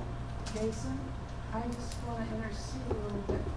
I sat there where you're sitting before I got on the board. I sympathize with you. I've had those same feelings. The board is a little different, but they did the same thing as we're doing right now. And I sat there, I probably had those very same thoughts that you have right now. I just couldn't believe it. I'm on the board now. I see it from a different perspective, and I understand a little bit more why we do things the way we do. And it's the way it's the way that it gets done. And sometimes you don't know that right away. And sometimes it depends on where you're sitting, on which side of the podium here. So I understand what you're saying, because I've been there, but I'm now here. You guys are So faced I with got a two very tough perspectives responsibility. now. Water I've is a got two very perspectives now. And I'm saying, be patient. Keep coming, be patient. But don't be so judgmental. I'm not. I just stated my opinion. And the other thing you gotta realize, in politics, you have to hold some stuff to your chest. Like, I don't mention every agency that's begging for USGS's job right now, that say they can undercut them and do it for cheap. because then they get their political friends go to that EDC, go, no, do it next year, because we need that money this year. And that's why you don't mention stuff like that. If we can get your job done for half the cost with all the benefits, wouldn't you jump at that? And that's, I have 6 irons in the fire of agencies and nonprofits that want this. And in 30 days, I might have an answer of who's gonna come in here and present on their cost. Nathan and Bob, Can we move forward? I've got a night shift I've got to get to here, so. I'd second that. Can I third it? thank you, Joyce, for the offer. You bet. Any other proposed projects?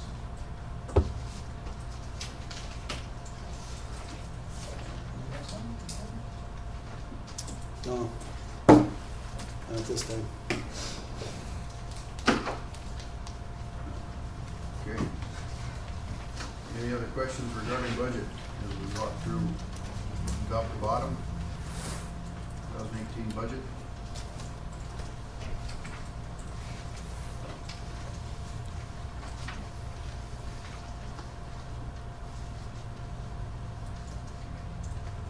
I make a motion to approve.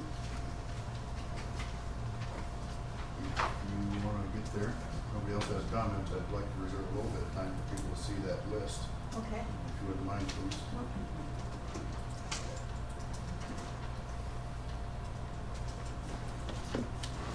Questions for Leon or Bob on any items that show here for proposed of 2018?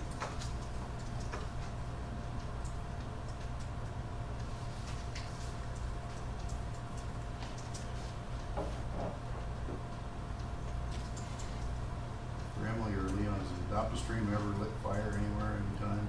That's, anybody's ever come and say, hey, I'd like to do this? Creek Freaks like to be a part of that, maybe? I don't know, I was just wondering what. They're playing around, testing and That was sampling. something that Tim brought, and I had no idea where he was going with it. That's like a Tyler, Correct. clean up. Right. Why is it a negative $895 on the 10,000 acre feet of water permit? Paid it this year. Because it what- wasn't in the budget before. It wasn't in the pre-budget last year, it was in that stuff, so.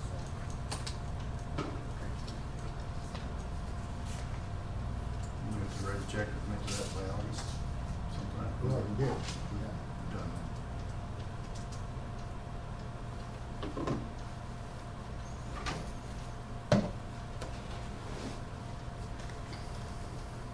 All those figures in this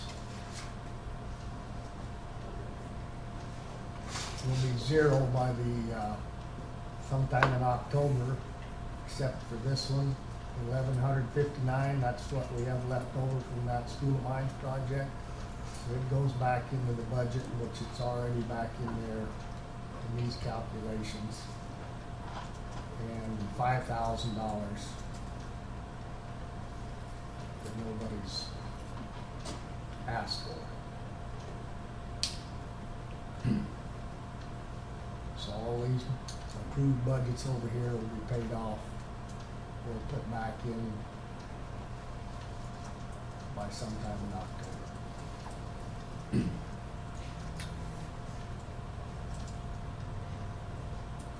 These will be the budgets that you have existing, basically starting October 1.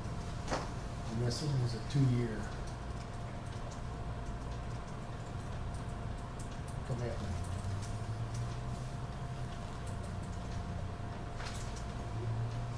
When talking in East Dakota development, they do not have contingency funds put in there like that, but they maintain a reserve fund, an amount of money of their budget that they do not spend below. And they just call it a cash reserve, but it's backup in the figure somewhere else. And when the finance committee meets again, that's gonna be part of the, policy stuff that we'll be talking about with loan stuff and that. Nathan? Might want to correct that typo there, total renaming funds. Don't think we're naming anybody yet, so. Just above 397.99, 39.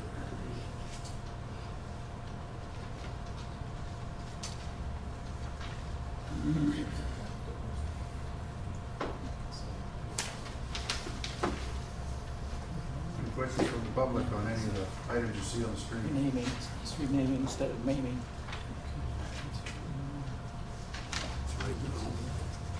Any more questions from directors, comments? Ken? So in East Dakota, that they have those cash reserves if they want to do something on the project, like it says, just doesn't structure into the budget.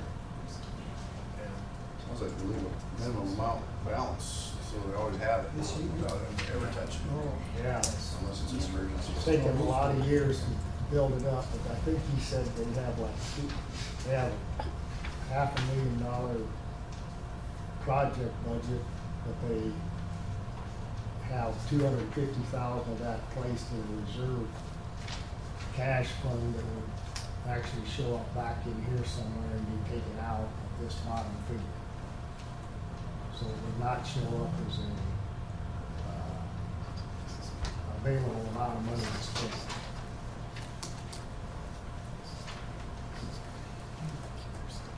So like in their case, this 447 would actually be about $197, so it's left to spend.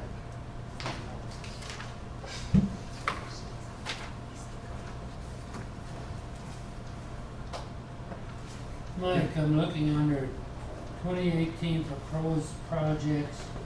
The second item is a Canyon Lake sediment. You've got $40,000 there, right?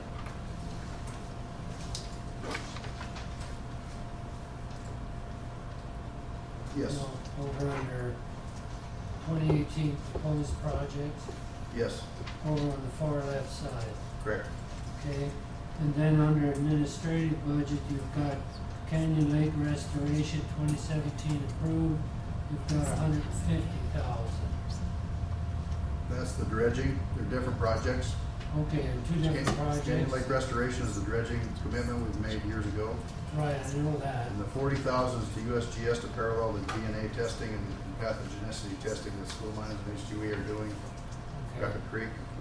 And it's related to the dredging, but it's different sampling. Okay. Is the dredging now finished? No. No. When will that be done? That's a great question. Does anybody in the room know that answer? Emily may have the closest information. I've been coordinating with Game Fish and Parks about that. I'm not sure why they sent the purchase of the dredger out to bid, but that's what they did. So they're waiting for bids on purchasing a dredger. Been waiting on that answer a long time. You were on But, board back in the day when that was first approved, I believe, right? That's right. Okay. But no, they don't. They haven't purchased the dredger yet. So I'm still bird dogging that. So we should start a pool and pick a day, pick a time, that the dredger fires up and Or starts. maybe this, a year, if I should live Pick so a year, long. have a day. Any other questions regarding the budget? Thank you. I make a motion to approve the budget as amended. I'll second. Second. Ed Gerke, second. Any other discussion on that motion? Those in favor of the budget as amended, say aye. Aye. Those opposed, say nay. All right. Thank you. On to item 10, Chairman's comments. Don't have a whole lot, other than the fact that I'm just gonna qualify my switching my vote. I'm look these two folks in the eye to say the spirit of that information that Richard Morris has shared with us about keeping this future talk and economy of scale and optimizing the use of our tax dollars for the benefit of water development, obviously with USGS or however. But we don't just let it go if the renewed motion comes back in October and something changes. I guess I'm curious if the renewed motion tonight would have failed, would we see another renewed motion come October again? Okay, well, I just thought I'd better ask the question because kind of crisscrossing the wind here. So that's all I got. That's from directors. Jim, want to start? No, thank you, I said enough today. Robert? No. Jeanette? I thought it was a good meeting. We got a lot accomplished tonight. And not everybody agreed with me, but it was still a good meeting.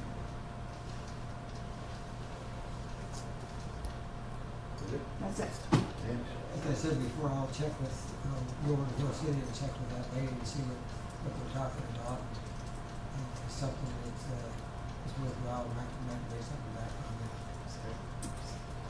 I'd like to ask if the journal is social media or not.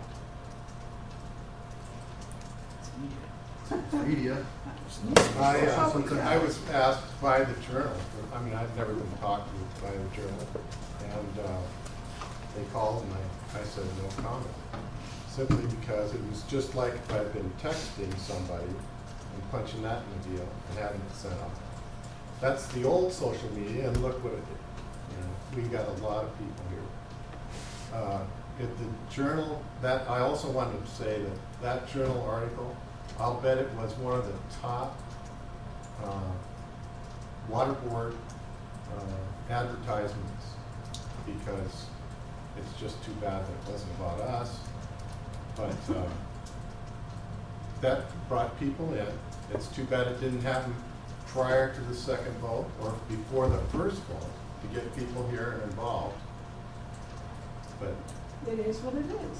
I didn't read the article. I don't know what you're talking about. Well, there was a very interesting article, if you bring it up online now. I don't read the journal. It's about 5 different pages that it was segmented to. Anyway, I also wish I had a chance to say this before everybody left, that it's important to have the input. And that's, you know, so stay involved, please. And, you know, come as often as you can, send friends. Water is the most important thing in the West. That's why I moved here. I want water and food. So, thank you very much. I will say this about the journal. They had some really outlandish allegations, which everything they asked me was not true. And I would just comment that anybody that wants to comment stuff that's not true in the journal, lest be warned, your dirt comes up first. Next time I'll hold back. Did they misquote you? No, they didn't misquote me, but they were told I was specifically recruited by George Farabee, which is not true. I was recruited by Senior Bashir, who sat in this seat before me, and she only lives 100 yards away. I walk past her house almost every day. Okay, we're glad you're here. We're just glad you're here. Thanks for the research you've done on this. Yeah. Says. Yeah, I had an agenda item here. I don't know what happened to that. I have administrative correspondence. Don't mean to end on a negative note here, but I feel like our administrators are biased in how they're managing things, and I saw it in how this was handled with the minutes. So I explained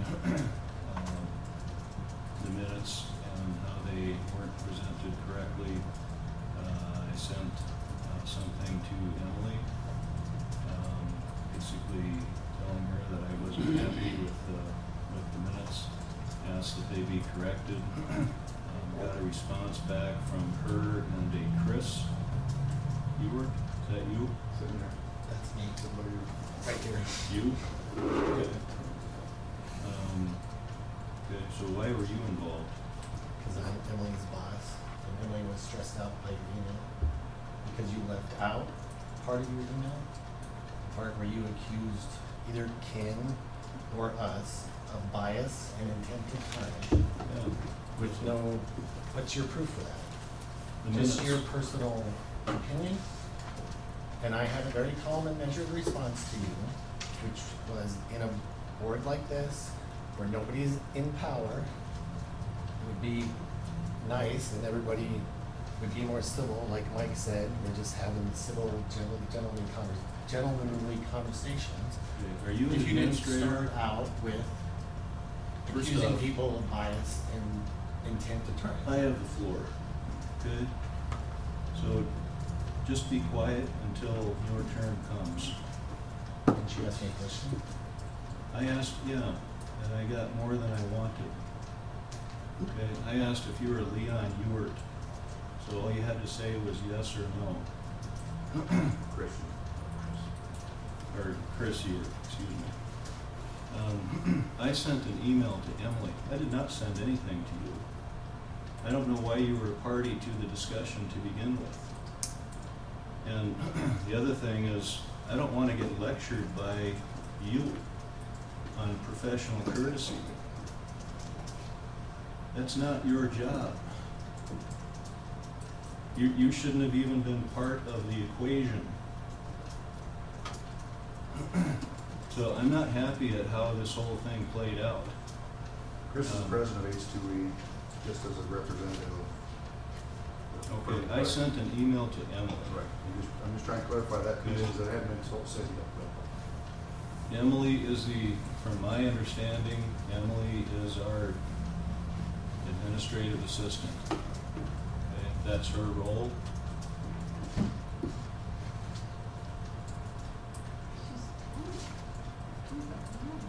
Administrative manager, that's what she calls herself. That's what it's in the. No, we gave her minutes. that name, Nathan. Okay. We gave her that position. All right, so I'm not happy with how this whole thing transpired. If I send an email to somebody, I'd like a response back from that person. I signed it as well.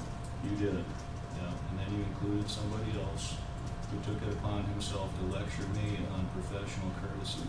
I don't like that either. Okay. I don't think it's the role of a contractor to lecture a sitting director on professional courtesy. It's not your job. Your job, as I see it, is to administer what goes on with this board in an unbiased fashion. And I did not see that in what you did. The response said that you were not going to make any changes. In this case, none were found.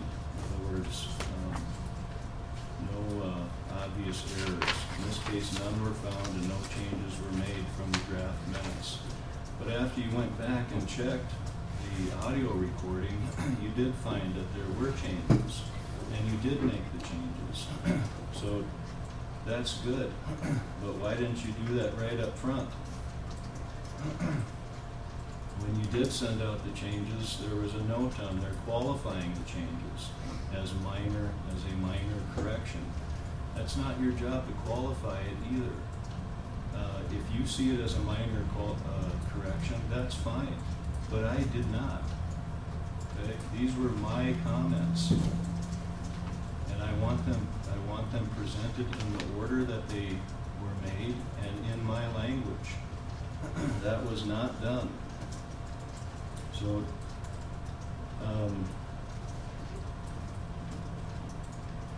anyway, I'm not happy with how that whole thing went down.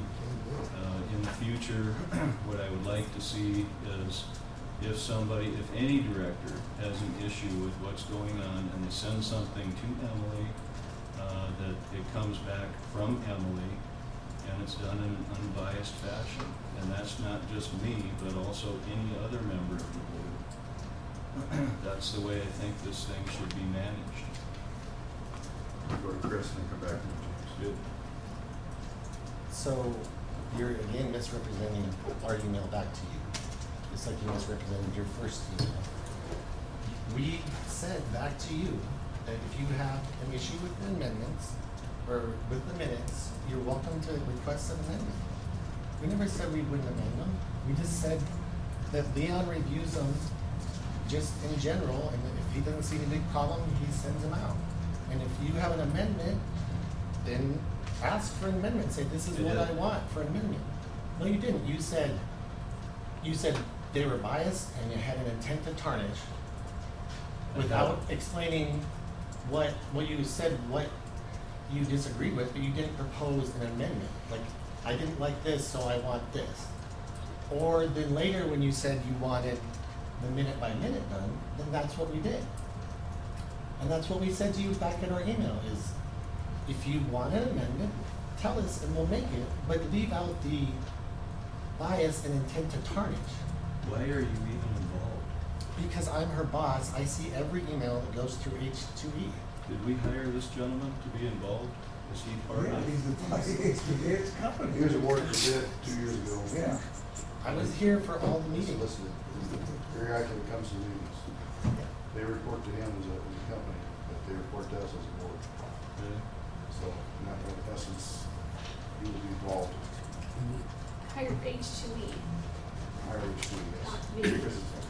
When I look at the minutes, I see something that says employees, and it says, and I understand, it says employees present, Emily Martinez, administrative manager, Leon Ewer, parliamentarian. I'm sorry, but I've never met you, and I don't know, prior to tonight, I didn't know who you are. So, signature on the letter, was it, did you state yourself as president then, Chris, or that? it is on my my title. Yeah, but I saw a last name, I didn't know if it was Leon's real name. Your last name is Ewert, right? Yes. Yeah. But Ewert. right from the very start, Emily told you that we didn't have anything to do with the minutes. Ken does the minutes. Can I read this? Sure. So this is Nathan's email to me. Emily, the paragraph describing my arguments in opposition to the USGH gauging station funding appears to be biased. The lesser arguments of federal waste and constitutionality are presented first. The main argument, the one I first presented to Mr. Bender, was the responsibility of agencies to operate and maintain the facilities they install. Also, the level of detail included in this item is greater than the other discussion items. I'm not opposed to this as long as the minutes are consistent throughout. Minutes should not be authored in a biased manner in order to try and tarnish someone the author disagrees with. Nathan. Chris and I replied, thank you for your interest in the minutes. Admin does not prepare the minutes. We simply cross-check each set of minutes with the meeting recording after Ken sends them to us for any obvious errors. In this case, none were found and no changes were made from Ken's draft. If you disagree and have a suggested amendment to the minutes, please contact Ken and us with a suggested change. The minutes are not finalized until they are approved at the next meeting, so there is ample time prior to the meeting and if necessary at the meeting to discuss and amend them. I have CC'd Ken on the email for you. As to your note on concerning bias and intent to tarnish, typically the horizontally structured organizations such as boards function best if all members give each other the basic professional courtesy of assuming everyone is working diligently and with the best intentions. Accusing fellow directors and administrators of bias and intent to tarnish sans any proof and prior to making a good faith effort to express and resolve a difference of interpretation of things such as minutes is not a conducive and efficient and constructive fulfillment of the board's charter. Best, Chris Ewert and Emily Martinez. So I had two issues with that as noted. Sentence, in this case, none were found and no changes were made from Ken's draft. If you'd actually taken the time to review the audio recording before drafting this response, you would have found that there were significant differences. After you reviewed the audio recording, you made the changes. So thank you for doing that. As far as the second paragraph, again. I can't make those changes is what happened because of the CC trail. But nevertheless, they were made after the fact. I don't think it's your place to lecture a sitting director on professional courtesy. That's not your role. And just the way you're looking at me, Leon, tells me that, you know, you hold this disdain for me. Okay, that's fine. If you don't agree with me, if you don't like the things that I say, fine. But your job is to administer this in an unbiased fashion, not to give me looks of disdain and not to manage things in a biased manner. Okay? If I ask for something, please just check it out in an unbiased fashion.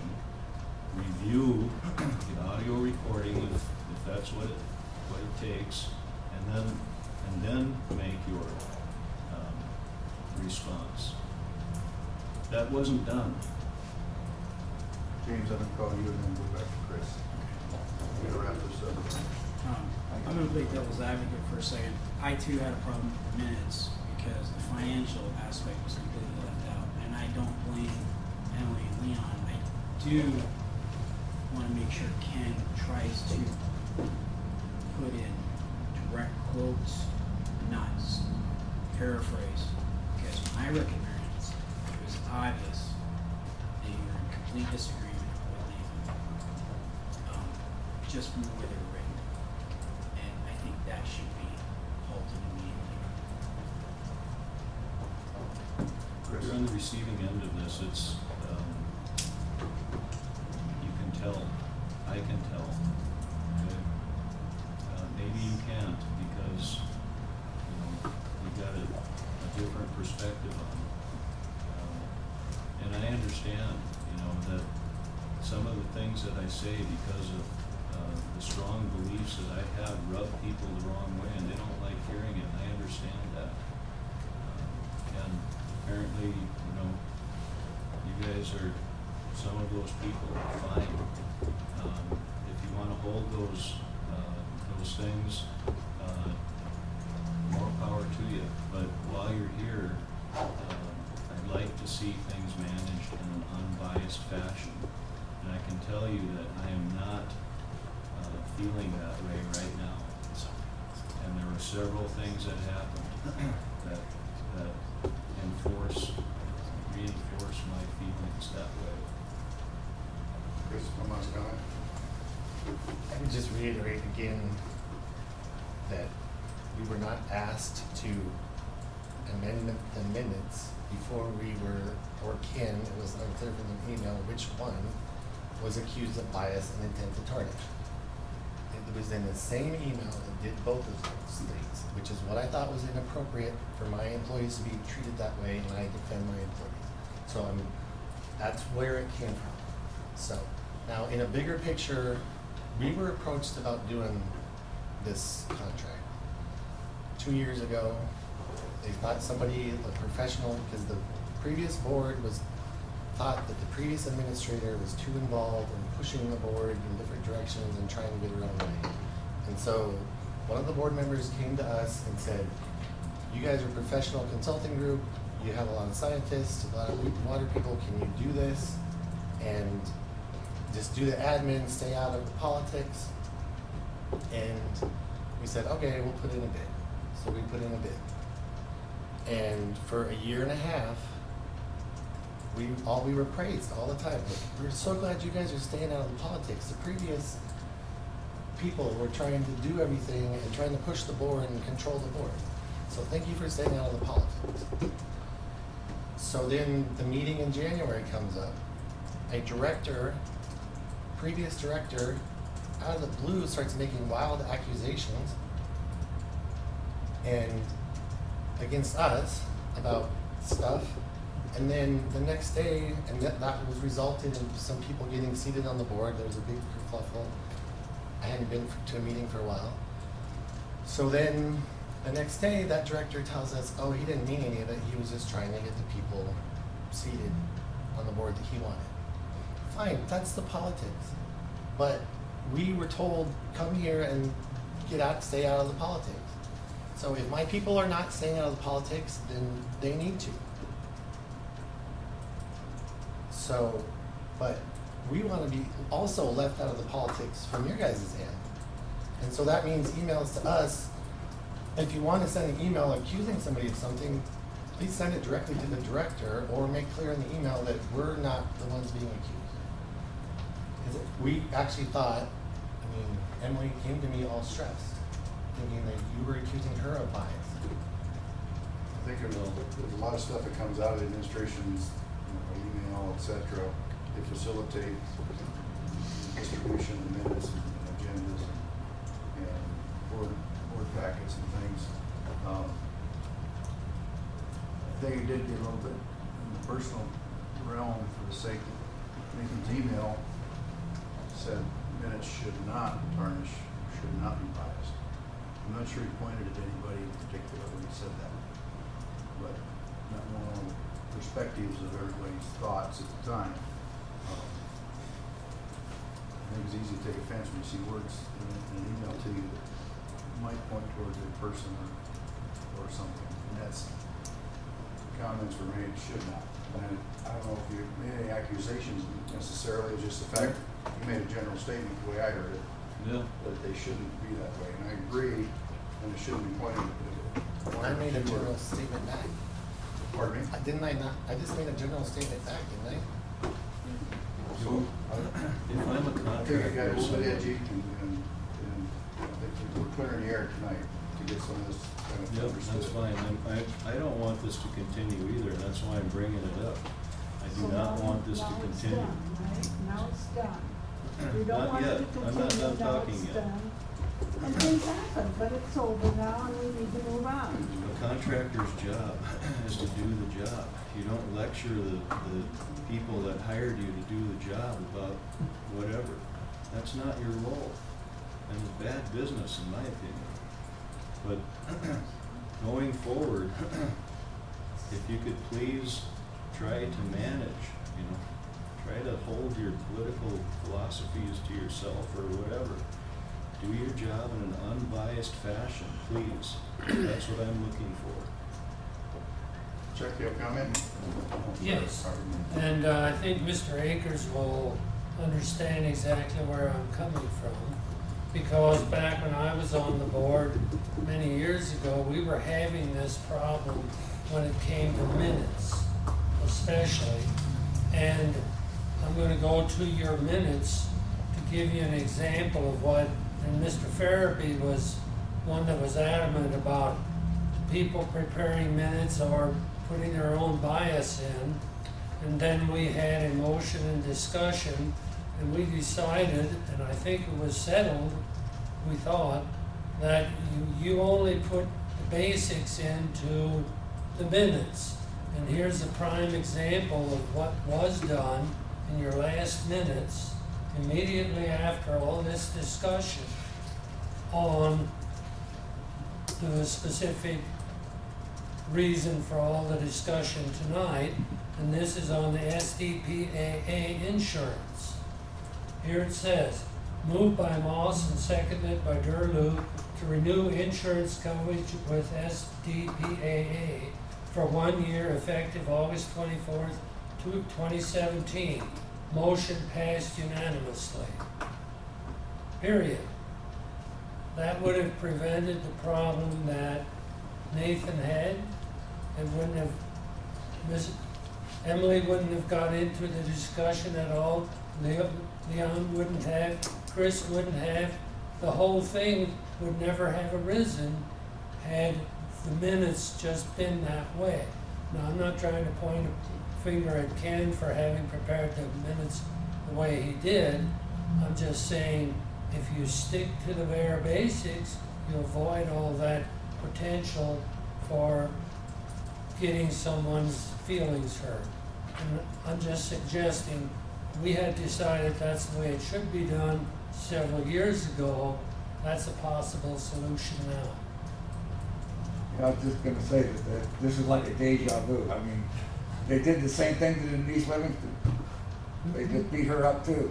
You remember when we did Yeah, I that, know, Bob? same thing. Yep. So it's like deja vu all over again. Yep, exactly. They beat her up too, okay. Yeah. I understand that comment. You weren't on the board, so you can't say it. You weren't here to listen to all of it. Chris, final comment, please. Yeah, let's just wrap it up. Everybody else think. Move on. I'd just like to make sure that each of the members that are here knows that I will not comment on the phone, I won't comment in an email, and I will not comment to the Journal.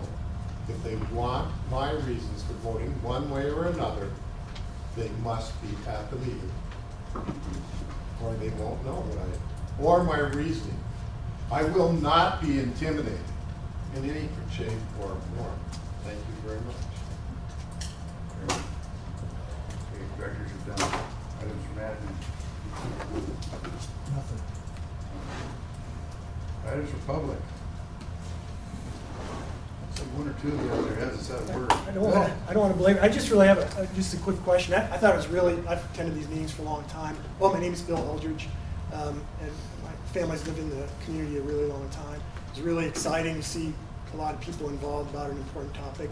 I also went to school of mines. I'll work on Jason. But my question is pretty simple. I got a lot of questions from other citizens, and my family included, and for interest of disclosure, my dad and Mike have known each other for a very long time. But what's the best way for constituents to contact you? Is it to go to the website and use the email there? Is it to send it to Emily? Is it to call? So my question is just, and I don't. Maybe you all have a different thing, but if people ask me, how do I contact my West Dakota Water District director? What's the best way to do that? Thanks. You got to email Elias on the website for each of us, and that's one. And that's the best. Sometimes there's not a phone number associated, but Emily can pass on the information as we make up. I'll call you back. She asks me sometimes, should I give you a phone number? I said, go ahead. Whatever the case may be, might be friendly, might be hostile, doesn't matter. That's true. Sometimes they're a buffer for us to kind of filter things out to the right people. So use the website. Sometimes it just has to be asked to them to say, okay, where does this go? Does it go to everybody? Does it go to a person or whatever? So they're pretty clearinghouse that way. Okay. So if anybody else has any idea, welcome. I don't mind if anybody uses the link, email me directly. And I don't mind, I'd rather you go right through Emily, because then it'll get to me and I'll know that, hey, it's coming from a constituent. You might get the first answer, it'd be the best answer from these guys. But in essence, if you need the director's perspective, then you need them too, obviously. So it's nice for them to be in the loop and see what's going on. Okay. Thanks. Come back for discussion. Thank you, Bill. For those of you who don't know me, I'm Chuck Jasper. Yes, and I was on this board. It's been a few years ago. Mr. Steichen beat me in the election fair and square. So I handed to him. He earned it. And I don't wish him evil at all. He's glad he's got the job. I wouldn't want to be secretary for nothing. Anyway, Mr. Bialotta, I spoke to the school board once, and it was probably about 15 years ago, and there had been an article in the Wretched City Journal a few days before, and when I talked to the school board, I said, I wouldn't want to accuse the Rapid City Journal of accuracy. And I had quite a response from the board as well as the audience. Anyway,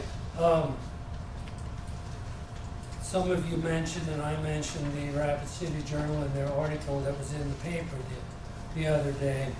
Now, the name George Farabee's come up. How many of you feel that Mr. Farabee can control you and how you vote? I don't see any hands going up. You know, when he was on the board and I was on the board, Bob, could he control how you voted? I didn't talk to him that much. No, he never talked to me that much, no. No, and I don't think he could control any of you guys either. George talks a lot, but, you know, he has his own way of thinking. I have mine, and I think each of you members of the board does as well. And I don't know that the Journal quite gave him credit for that. I think they gave him credit for, you know, maybe being able to influence a lot more people than he can. Be that as it may. You know, I think you folks, I thought about coming up and talking about how I voted when I was on the board when it came to this specific issue on these two gauges, but I thought, no, you got enough information coming at you from other sides. I voted my thoughts when I was on the board. They weren't the way some other people voted, and that's fine. Each of you has to live with your decision the same way I lived with mine. Anyway, folks, I wish you well. I just wanted you to know I don't believe the journal is always accurate. And no, I wouldn't talk to him either. I did have a conversation with Seth Tepper tonight, and I'll include it in the paper probably sometime tomorrow. What's that? I did speak to Seth Tepper at the breakout here. Oh. Told him I wasn't 100% pleased with everything he was doing. Well, I can tell you from personal experience, if you talk to him, you won't be accurately quoted all the time. But if I may quote Mark Twain, he said, if you don't read the paper, you're uninformed. If you do read the paper, you're misinformed. Anything else from that? Anybody? Public, anybody? Last call. Thank you, Adjourn. In favor?